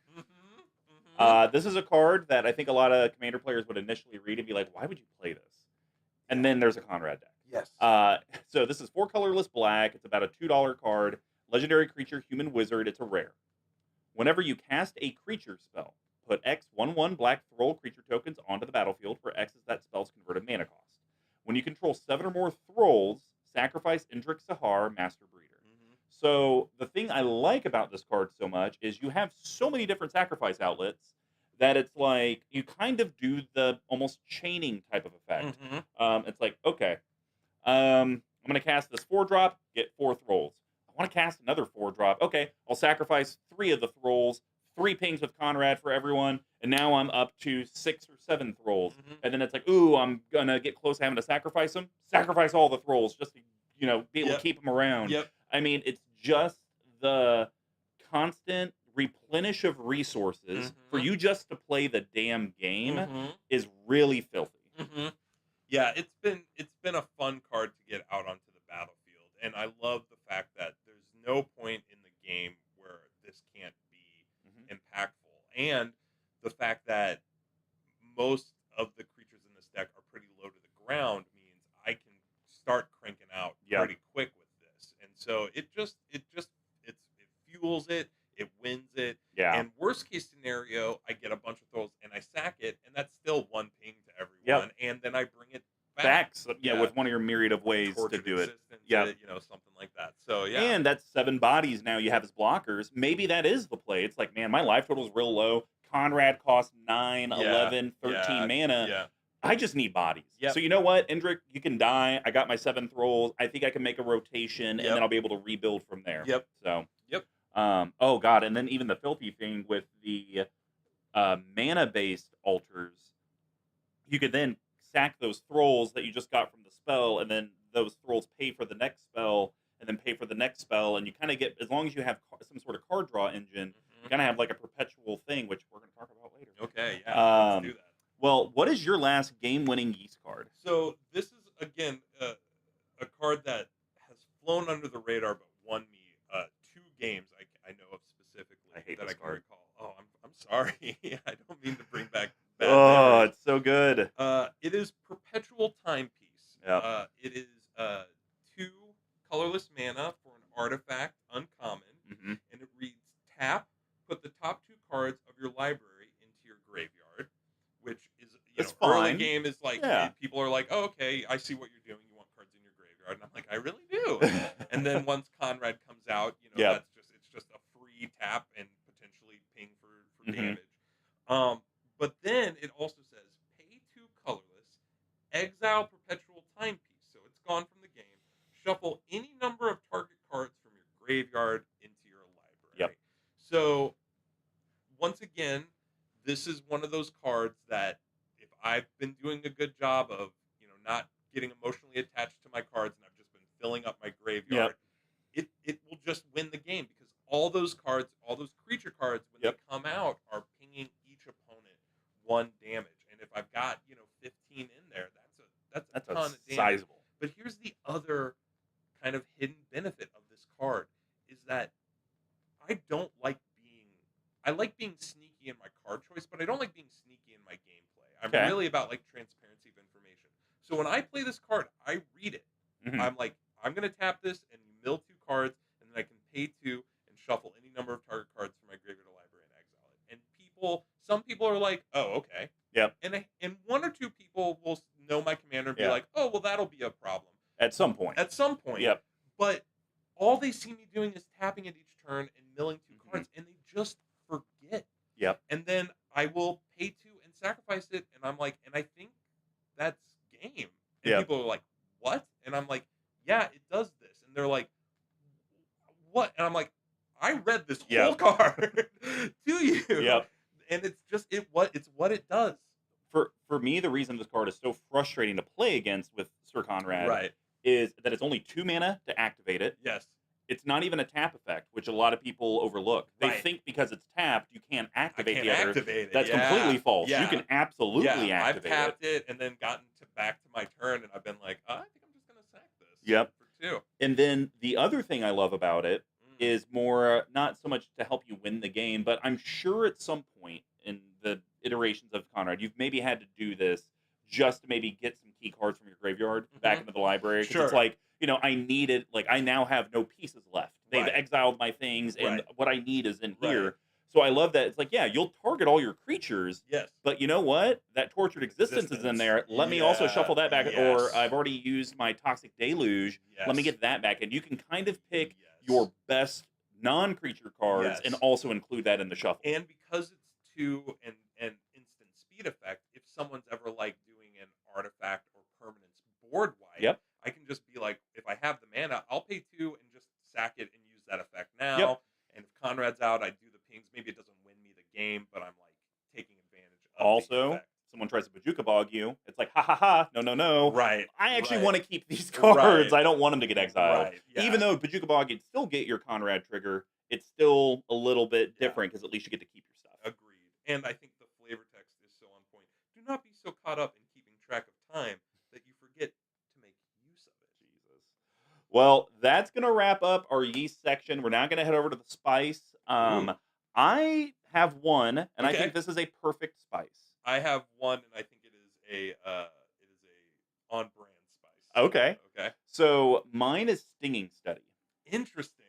I'm usually not a big fan of this card because it's pretty Yes. expensive to cast. Yes. Here's why I like it in this deck, though. Okay. Stinging Study, 4 colorless black, instant, almost $5. Insane. It's a rare. You draw X cards and you lose X life, where X is the mana value of a commander you own on the battlefield or in the command zone. Mm-hmm. Here's why I think it's a perfect spice. Conrad is 5. Mm-hmm. So that's 5 life. Yes. If you haven't been extorting and stuff and people have been hurting you, Yeah. 5 life might be a big deal at a certain it point in the can game. suck. Yeah. But it's also the other side of the coin. Conrad's 5. That means you draw 5 cards. Yes. That's really, really good. Yeah. It's 1 mana And- for each card draw. And that's my rate. I'm like, Yeah. if I could pay a mana per card draw, Uh-huh. that's perfect. Yeah. If I pay more than that, I'm not a big fan of Yeah. it. And then I also love that it is instant speed. So we've talked about how sometimes you just have excess mana. Like I Mhm. use the Tortured Existence example. You just have 4 mana. I guess I'll just do it 4 times to get 4 triggers. Yes. Well, I mean, that's still a good play, but if you have Stinging Study in hand, maybe it's better, like, okay, end of your turn, let me replenish my hand, and Yeah. I could probably win the game now at this point. Uh-huh. Or, you guys have been screwing with me, now I can screw you back. So, I mean, it's mono black. So Mhm. one of the challenges with the deck is that you can just run out of gas. Mhm. I have lots of low cost stuff, which means especially by turn 4 and 5, I'm playing 2 cards a turn, Mhm. and so then it's just like it is not uncommon for me to get to a place where I'm kind of top decking at Yeah. times here, and so I need good card draw, and I don't. I would say it's a weakness of the deck. So Okay. that's kind of one that I have in there. Nice. So, but I would love to get other options. So, Sure. Yeah. Well, what is your one spice? So super on brand. It is Gray Merchant of Asphodel. This is one of those that it's like. First, I have a confession to make, Sean, and it Okay. might shock you. I like to gain life when I play Magic the I Gathering. hate you. I know. Sean is laughing because several of my other decks are really based. Even around- your green deck that you don't like green, it's life It gain. is That's life how you gain. convince yourself to play it. Like, you wouldn't be playing it if it didn't have a life gain aspect. I am like so embarrassed at how true that comment is that I was like, here's how I can. Like, I now need to go find a Gruul commander that does Just life life gain, and I gain. guarantee you'd have it built within a month. Yeah, Gruul life gain or Gruul artifact. I would be like, oh, check All it right. out, check it out. So Gray Merchant of Asphodel is 3 colorless and 2 black. When Gray Merchant of Asphodel enters the battlefield, each opponent loses X life, where X is your devotion to black. You gain life equal to the life lost this way. So again, it's just one of those things where it's another symmetrical life loss. Mhm. It is total life loss is my life gain. So Yep. if I've got, and because I'm playing mono black, chances are this comes out and I've easily got like between 5 and 8 Mhm. Yep. you know, to that. And so this has kept me in the game. This Okay. has garnered me, at sixth with three other players. That's 6, 12, 18 life that I gain. Hmm. They lose 6 life each if I've been pinging them or they've been fighting amongst each other. Then that's dropping them down a little bit. Um, and it's just it's so on flavor for mono black, and it's just a part of my thing. Yeah, so I'm So. doing a quick count. Mm. 54, 53, 52, 50, 49, 48, 47, 46, 45. Mhm. All right. So here's what I was kind of. Oh, I guess. Yeah. So you have about 50 pips Mhm. actually in your deck. Yeah. Because you do have a fair amount of artifacts. We Yes. always forget that the lands don't count. Yes. So, I always try to figure out what that cost, like what's the value outweigh the cost with Gray Merchant Uh-huh. or any devotion based Sure. cards. Sure. And I think it fits perfectly in the spice because you might be at the point where you need to play it just to have a body or maybe gain two because it does count itself. Yeah. Because like you mainly have artifacts Yes. out there, Yes. or it's I've been doing more instants and sorceries through the deck, so I think it does fit perfectly there. I think it would be a yeast card for me if it was like, yeah, I consistently hit 10 to 15. Yeah. Like I have 10 to 15 pips at any given moment. Yeah. But I think the challenge with Conrad is Conrad's most effective when you're sacrificing your things that have pips, so that way you're Right. pinging people and Right. continuing your strategy. Right. You're not necessarily stockpiling a bunch of permanents to just Right. stockpile. Excuse me, just to stockpile a bunch of permanents. Right. Ha- Would you say that the 6 to 8 is your common devotion when you play it? Yeah. I mean, it itself provides 2. Yep, And that means, and Sir Conrad gives is you 2 so that's 4 right right there. there. So then as long as I have 1 or 2 other things, then yeah, I'm hitting Yeah. that. And that's about my normal. Like this is not usually a very wide board state. Okay. I mean, 3 to 5 creatures is like the max I've gotten it up to. And if I Okay. have that many, then it means I'm not sacking Hmm. for effect Sure. appropriately. So Okay. that's a different problem. Yeah, absolutely. Yeah. Well, that's going to wrap up the spice package. We're now going to head over and talk about the bottle capping. And as a reminder, Ooh. me and Sir Nathan are each going to cut 3 cards from the deck, and then Yes. we're each going to add a card, but it has to be under $5, under $50, and a no budget recommendation. We just can't talk about those mana only lands. And obviously, as card prices change, stuff will fluctuate up, down, left, right. So I will start this off. Okay. I think I want to cut Scare Tiller. Okay. So Interesting. Scare Tiller for me, it's in his spice category. It's 4 colorless artifact creature scarecrow. It's a common. It's a 1/4. Whenever it becomes tapped, aka attacking it, you may put a land card from your hand onto the battlefield tapped, or return target land card from your graveyard to the battlefield tapped. I think it's a little slow. Mhm. Usually in decks where you're sacrificing and things are coming back and you're kind of doing that, usually summoning sick kind of becomes your challenge. So it's like, how often are you really going to be able to attack with it? Um, and then you got 35 lands in the deck, pretty fair. So I don't know. It's just for me. I've never been that hot on the card. I know Yes. mono white and Boros and mono red really like it because it's like their only way to ramp. Sure. So I don't know. What are your thoughts on Scare Tiller? So it's so interesting that you pointed out this card because I knew exactly where it was in here because it was set aside as a potential cut. Oh, So okay. I'm not fully like let me now we're fighting. Fisticuffs. Yes. Oh, we're brawling now. And so I'm not misaligned with you. I think the the the challenge I've run into with this deck at times is for whatever reason I keep milling the lands and drawing the other things. Okay. And it's like I get in this weird like rhythm where somehow I've shuffled my deck in a way that it's like, okay, well I'm dumping a Mhm. land and then another thing and then drawing, and all of a sudden it's like I'm not drawing the lands, I'm milling the lands. Yeah. And so I want some way of getting lands Okay. out of my graveyard if possible. And I Okay. think there are potentially better ways. I just owned a copy of this. That's fair. It's a creature. Yep. So if I mill it, it still pings Yep. for Sir Conrad.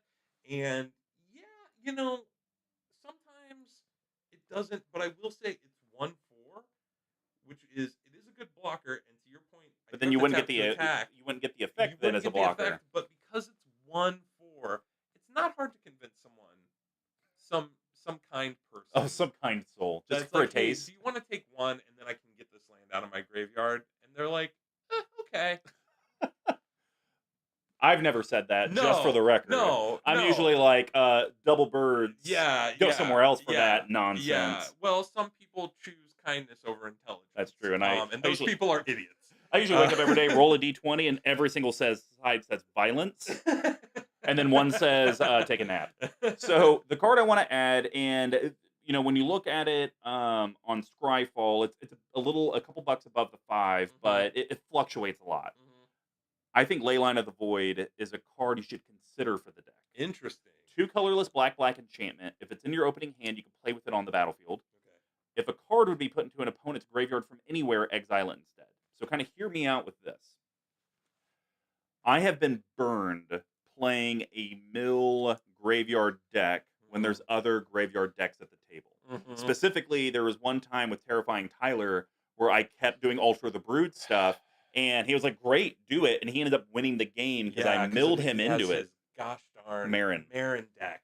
Ah, So Tyler and your Marin deck. the thing I like about this is that you're still going to get your Conrad triggers off death, Mhm, so we don't have to worry about that. mhm. You won't get you don't get Conrad triggers when they leave your opponent's graveyards anyways. And so the fact that it's just going to keep your opponent's graveyards exiled, period, Mm.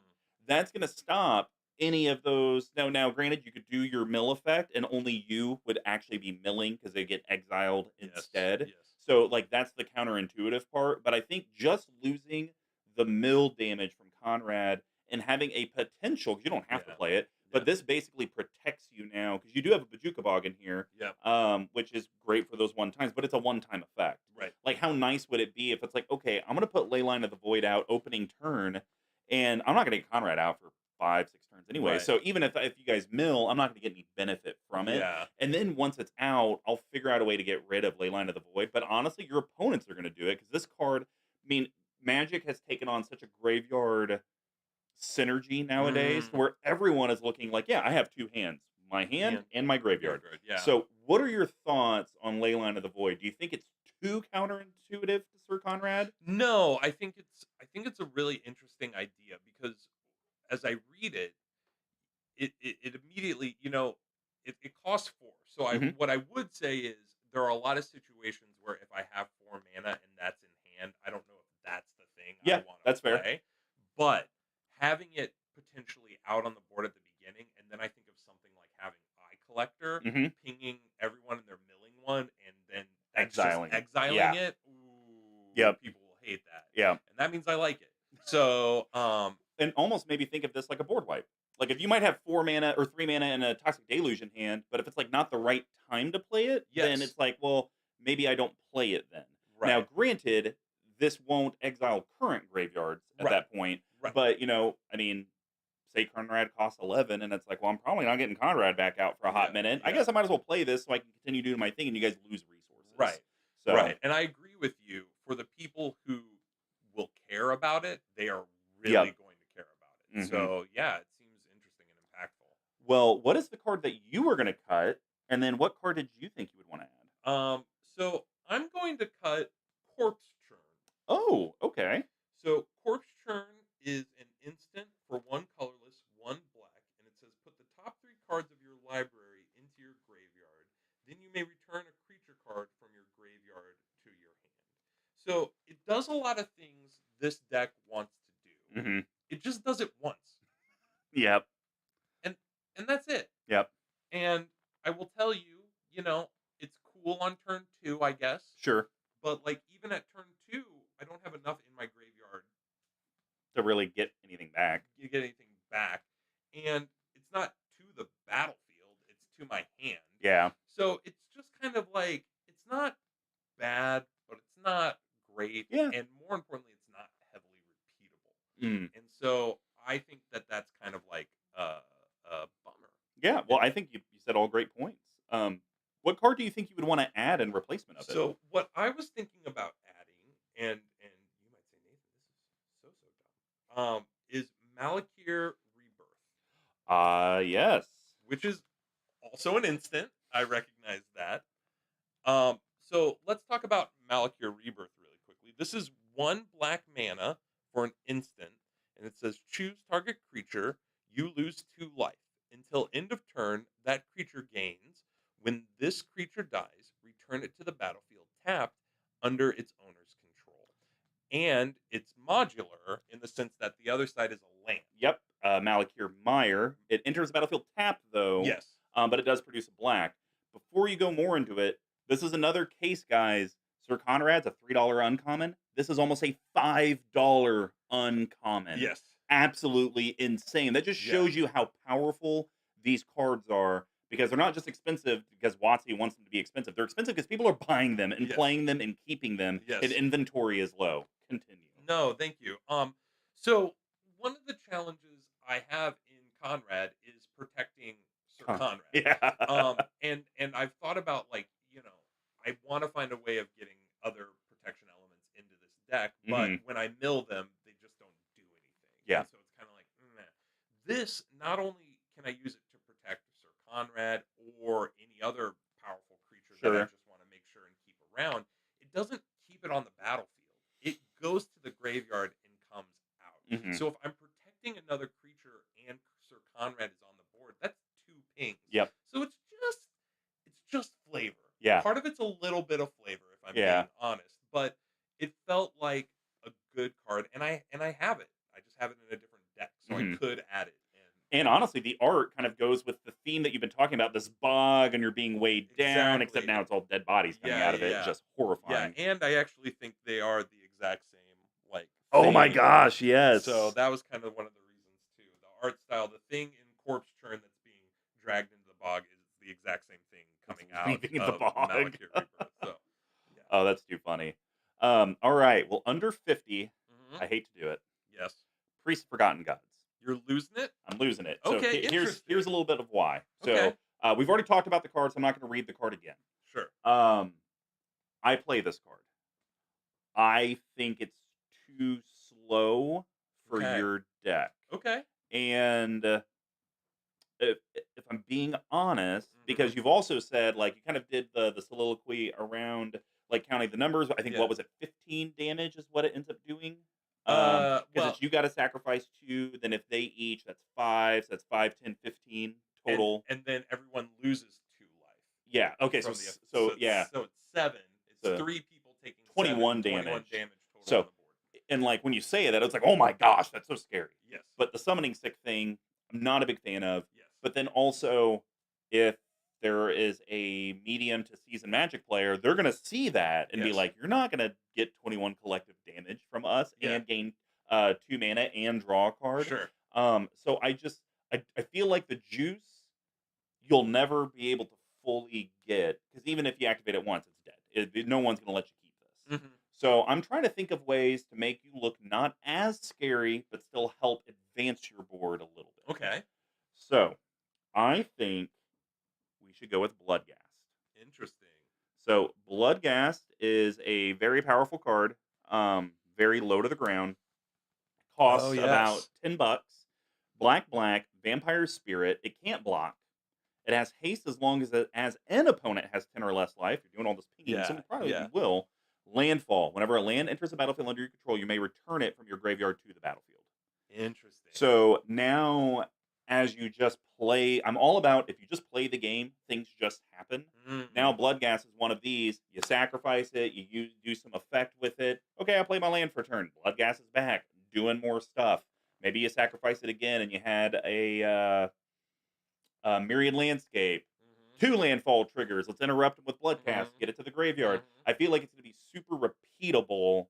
And at the 2 mana, the 2 CMC slot, I think this will make a more immediate impact. Gotcha. Thoughts? Okay. And it doesn't necessarily have to be the thoughts of, like, that card for that card, but maybe Bloodghast in the deck. I think that I love the idea of Bloodghast in the deck. I think it fits the kind of low to the ground creature. I don't mind if I mill it because I can get it with a land. I don't mind if I have it, and then later on, if you got, again, this is one of those things people don't think about. Like, if you've got an opponent that has 10 or less life in Commander, something's going wrong. Or going right for you. Well, going right for me, going wrong for them. but there's a real opportunity to play this and have it swing 2 right to their face, Yep. and that's 20% of your life. 20% of their life Do you at want to that block? point. Oh, Yeah, you do? Well, then yeah. you lose a life, They you lose a use life, life. you lose a life. Right, and I'm gonna play my land now for turn, and Yeah, it's get it back. yeah. Yeah. Um, so it certainly seems effective. I don't. That's okay if you I'm struggle with I'm it. I'm struggling to swap it Sure. for Priest. Priest of the Forgotten God, but but I'm easily convinced. Well, hey, we something- could just cut Mind you, Crank, call it a day. you know what? You die in a No. bog. is what you do. Well, what is your under 50 cutting at? Okay, so is it okay for me to cut a mana only land, Yeah, that's fine. not add it? Yeah. Okay, I want to get rid of Temple of the False God. Good man. You're responsible. Yes. So this is one of those hangovers from my early days of Commander, Where we all and thought it it's was a just great like, card. This And card could do work. Hey, my Commander costs 5. This gives me +2 if I control 5 or more lands. So if my Commander dies, this just helps me get it back one more time. Super great. Here's the issue.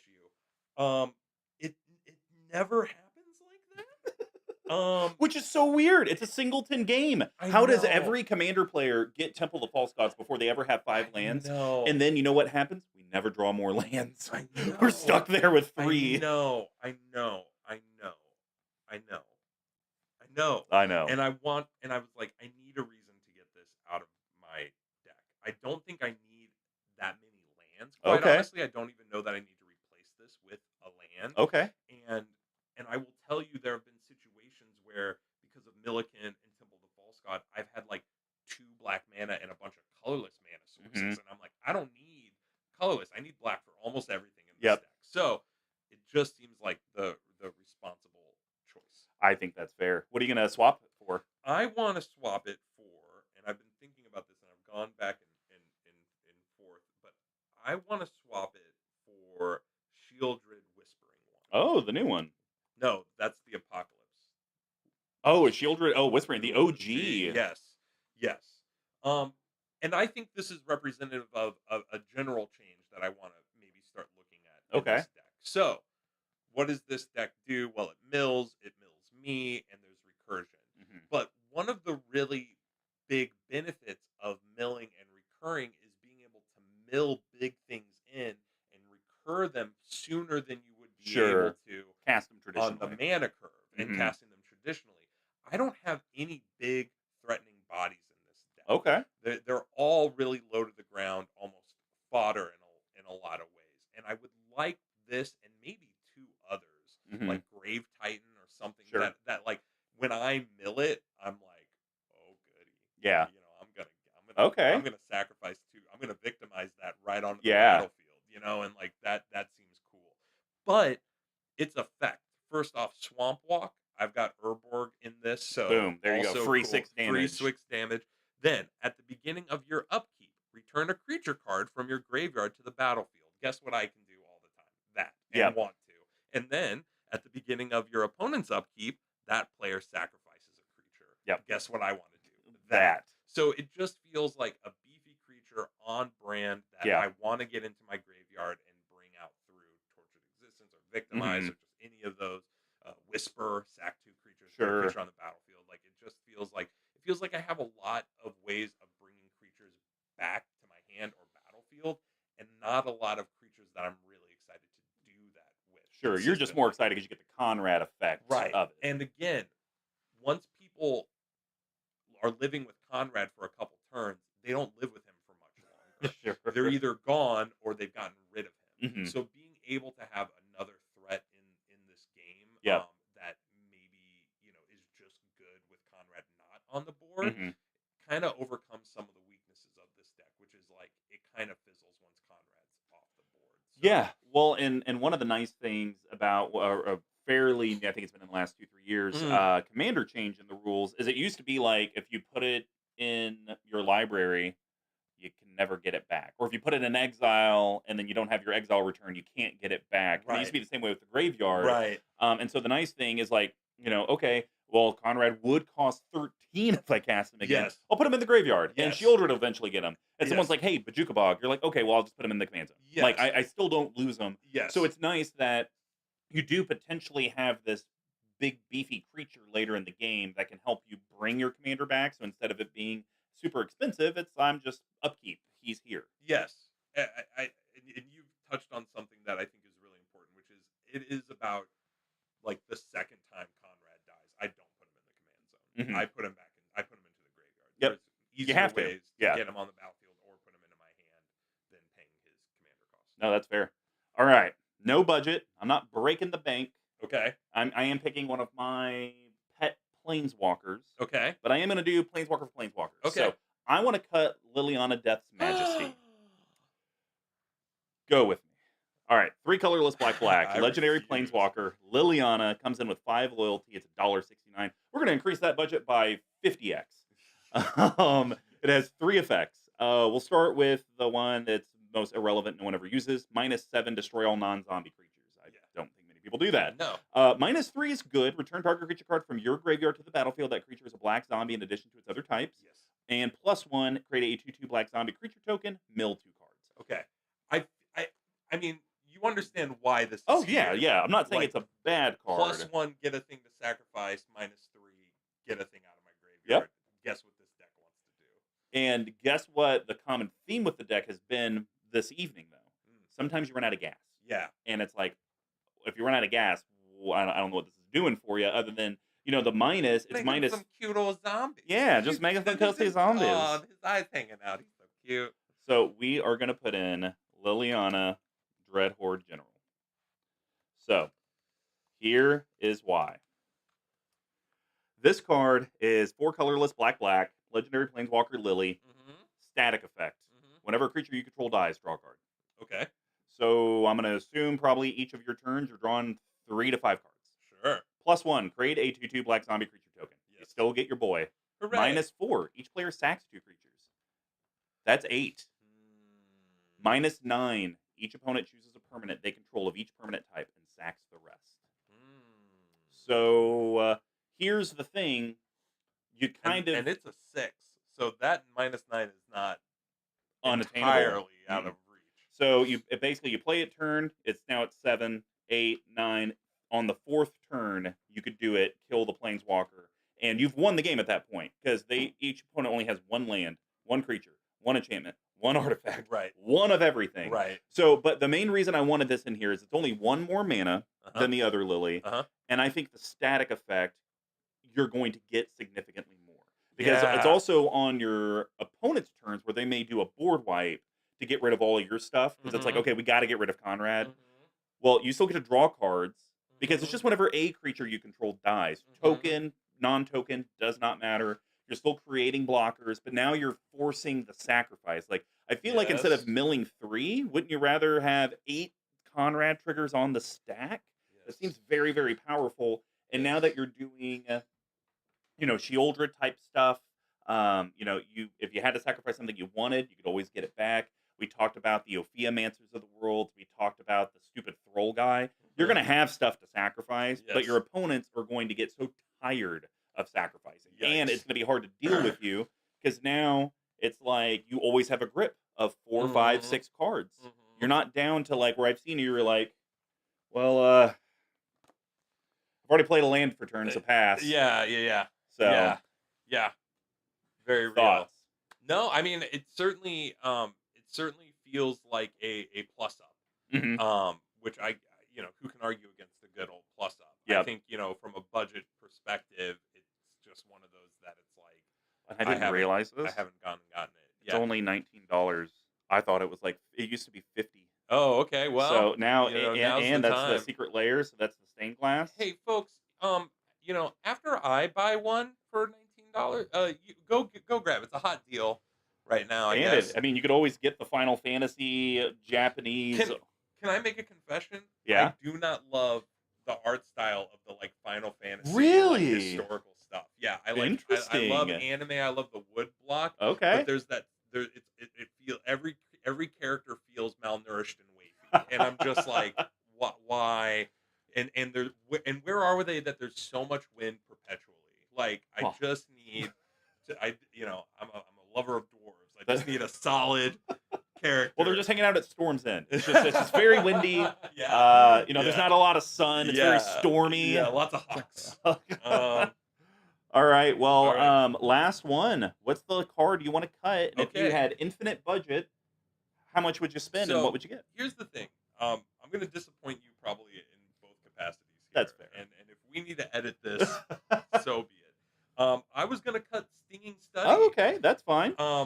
It's a spice card, Mm-hmm. and it doesn't have any synergy beyond card draw. Yep. Now, is the card I'm recommending something that solves that? No, but it's something I want to find a more effective way, like what you proposed here. Yeah. Like I want to find like 2 or 3. This is a great example of cards that do a little bit of what I'm wanting to do, but help me draw a little bit, or even recur more consistently.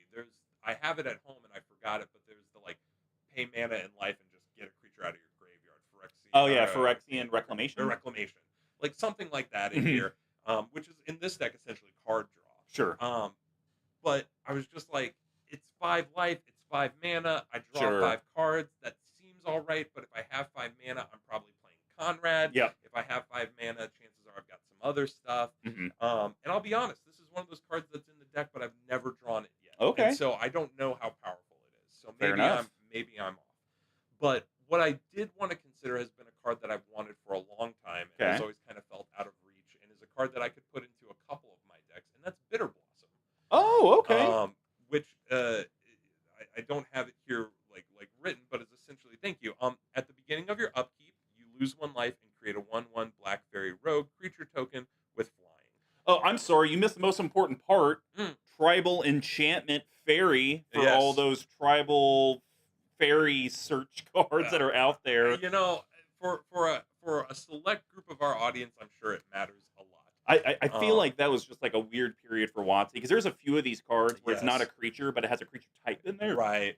And it almost felt like they tried to do tribal creative stuff. Yeah. And they printed a handful of cards. They're like, this is a stupid idea. Yeah. Let's just abandon this. Well, it was an element that almost felt confusing, because I remember when I first encountered cards like this, wondering like, so do I have to have a fairy to cast it? Oh, that's fair. Do I have to have, is there, it's a tribal, so like, do I need a fairy on board or something, like why is it? And then multiple people had to explain to me that it doesn't matter at all. And I was like, then why have they done it? And great question. And then they went tee and they backflipped off screen. So I don't know. I still haven't gotten a solid answer. But so often, all I am needing is a body. Yeah. And just like Ophiomancer, like having a body every turn for 1 life that I can sacrifice, that I can and block with. It's a flyer. Okay. It just checks a lot of the boxes for this deck, and is also just a card I've wanted, because I could use it in a myriad of other places as well, but I just don't own. I had another option, but honestly, like, this is just one of those cards that I think could do some work. Sure. Yeah, and and this is a card, I don't hate it. I just don't understand why it's so expensive. And that I can understand. It's frustrating. It's 2 mana. It's not each upkeep. You still have to lose a life. Yes. And it's just a 1/1 with flying. So like, why is the cheapest copy $25?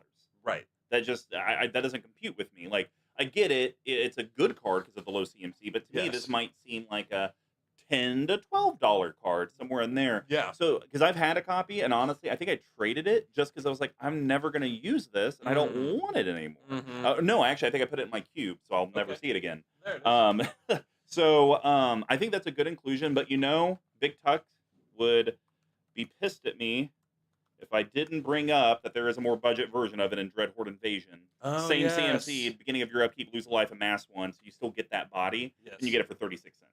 That's true, and a very valid. You just don't get the flying aspect. I don't get the flying, and again, for those audiences, it's not very tribal. Mm-hmm. Yeah, it's not. So let's think about that. Never. Well, thank you guys so much for tuning in. Please leave us feedback on whatever platform you found us on, whether it was YouTube, Twitch, maybe you're listening to us on the podcast right now. If you'd like to get a hold of the team, here's how you can do that. You can hit me up on Twitter at Mr. Comma number 5, all spelled out except for that 5. You can reach our main account at CMDTower on Twitter as well. We will have the deck list posted and an article with the accompanying YouTube videos and all of that at cmdtower.com/BNBE162. Effectively type in Corpse Churn Mesmeric Orb, Dictate of Erebos, Tower.com. Now remember, there's a myriad of ways, pun intended, that you guys can support us, whether it be our Patreon at patreon.com/CMDTower, Etsy.com, CMDTower, right there in the search bar, or AbyssProxyShop.com, using code CMDTower at checkout for 10% off.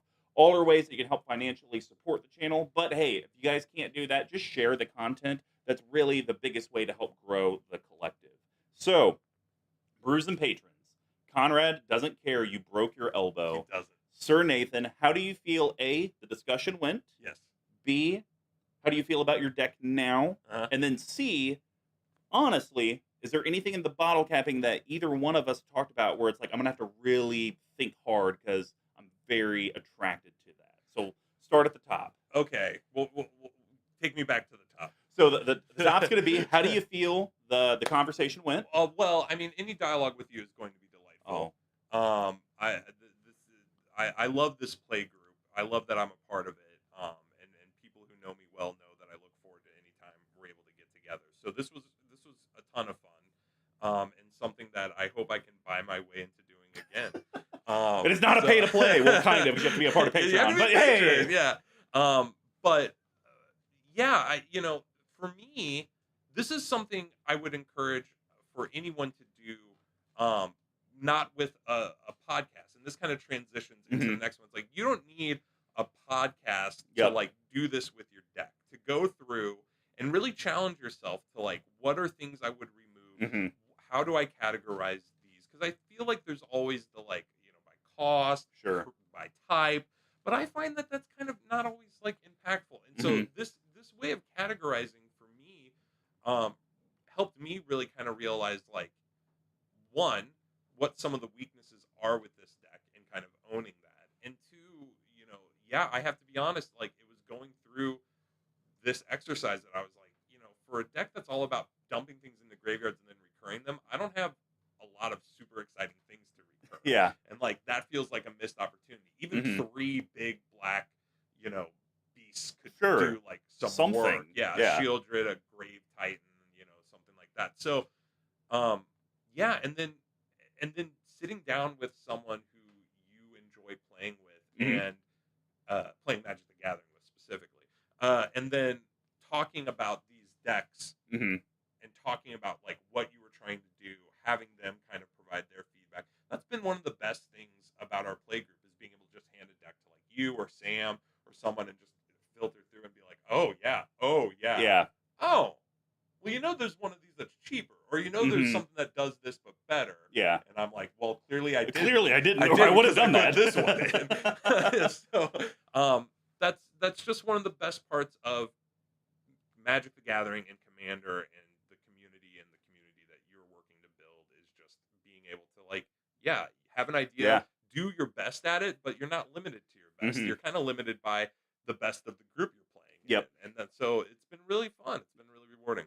Now, how do you feel about your deck after the discussion? Well, I'm very flattered. Like, I'm glad you took the time and you said some very kind things at the beginning, which made me feel very nice. So thank you. But I don't think there's a deck that exists that doesn't have opportunity to just continue to grow and evolve because the meta shifts and evolves. I remember when I first started playing Commander, it felt like you had all the time in the world. And now with this play group, it's like, man, if I've got something to your point that costs 7, it better win the game because I'm not going to get to play it. I know. And I remember my first deck I made was Aloro, and it was Pillow 40, and I was like, I have all the time in the world. And I think if I recreated that version, it would just get destroyed. I think it'd be more you just get frustrated because you're like, I'm just pillow forting. Why are you hurting me? Why are you paying? Why do you pay for my tax effects? You're not supposed to. It's just interesting. So in that regard, it's good. And then bringing in the Planeswalker, bringing in some of the things to cut, like it all presents great opportunities. And I'm always someone who it's like, I don't feel threatened by that, or I don't feel like discouraged by that. It's something where it's like, yeah, we've got our Yeah. perspectives, and like let me take it, and Mhm. I have enough. And I would encourage everyone listening, like, have confidence in what you're doing, and have the confidence to acknowledge like this could be better, and Yeah. have the confidence to be like, I kind of like where it is. I'm gonna keep Yep. it. And I would say like, yeah, Priest of the Forgotten Gods, I kind of probably will keep because I just like Yeah. it's a vibe. But if I get a hold of Shieldred, I might take it out to pop it in Yeah. because it's doing the thing I want to do. And Mhm. you know what's neat?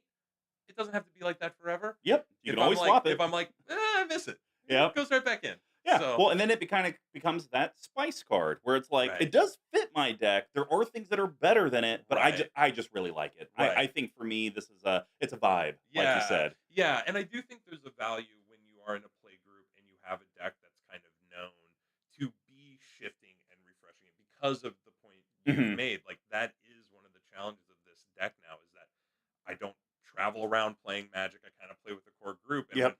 I open up my my black skull case, ooh, and they immediately know they're like, well, shit, okay, we're gonna have Yeah. to kill this thing. Which again is kind of flattering, but it's also like, well, Frustrating because then you can't really I'm not play. gonna really get to play Yeah. this deck, so it's good to be able to throw something in there that they're like, wait, when did you get that? And I'm like, oh, Well, and then it even, and the last point I'll make is when you do make changes to your deck, and I mean, I get it, it's 100 cards in the deck. So, yeah, well, when you're like, yeah, guys, I actually swapped out like 5, 7 cards this last week, and I just wanted to try something new. yeah, It actually kind of puts your play group not on the defensive. It's like, oh, well, I want to see what you did. yeah, Let's see it play out. yeah, And you know what? You may never see the cards, but it's one of those things that's like, oh, I know it's not your normal Conrad deck. yes, You did some tweaks to it, yes, and you mentioned, yeah, I try to put more of a counter philosophy, or I try to actually, hmm try to focus more on just graveyard recursion, yeah, or big splashy spells. yeah. It definitely kind of gives everyone, it's like, oh, a different perspective. And if your play group is like our play group and has some really kind and people who notice things, Hmm. there's nothing more rewarding than playing a card and it does a thing and having marketing roster someone be like, that was one of the new ones, wasn't it? Yeah. And you're like, Yeah, it yeah, it was. was. And they're like, it's nasty. And I'm like, thank you. There's just that moment of, spending time with good friends Yeah. and appreciating, there's an intellect around this game, and being able Hmm. to kind of feel like your thoughts and your strategies get appreciated is always fun. So Awesome. yeah. Well, I hope you guys all enjoyed the episode. We'll catch you on the flip side. Get ready to fake dance.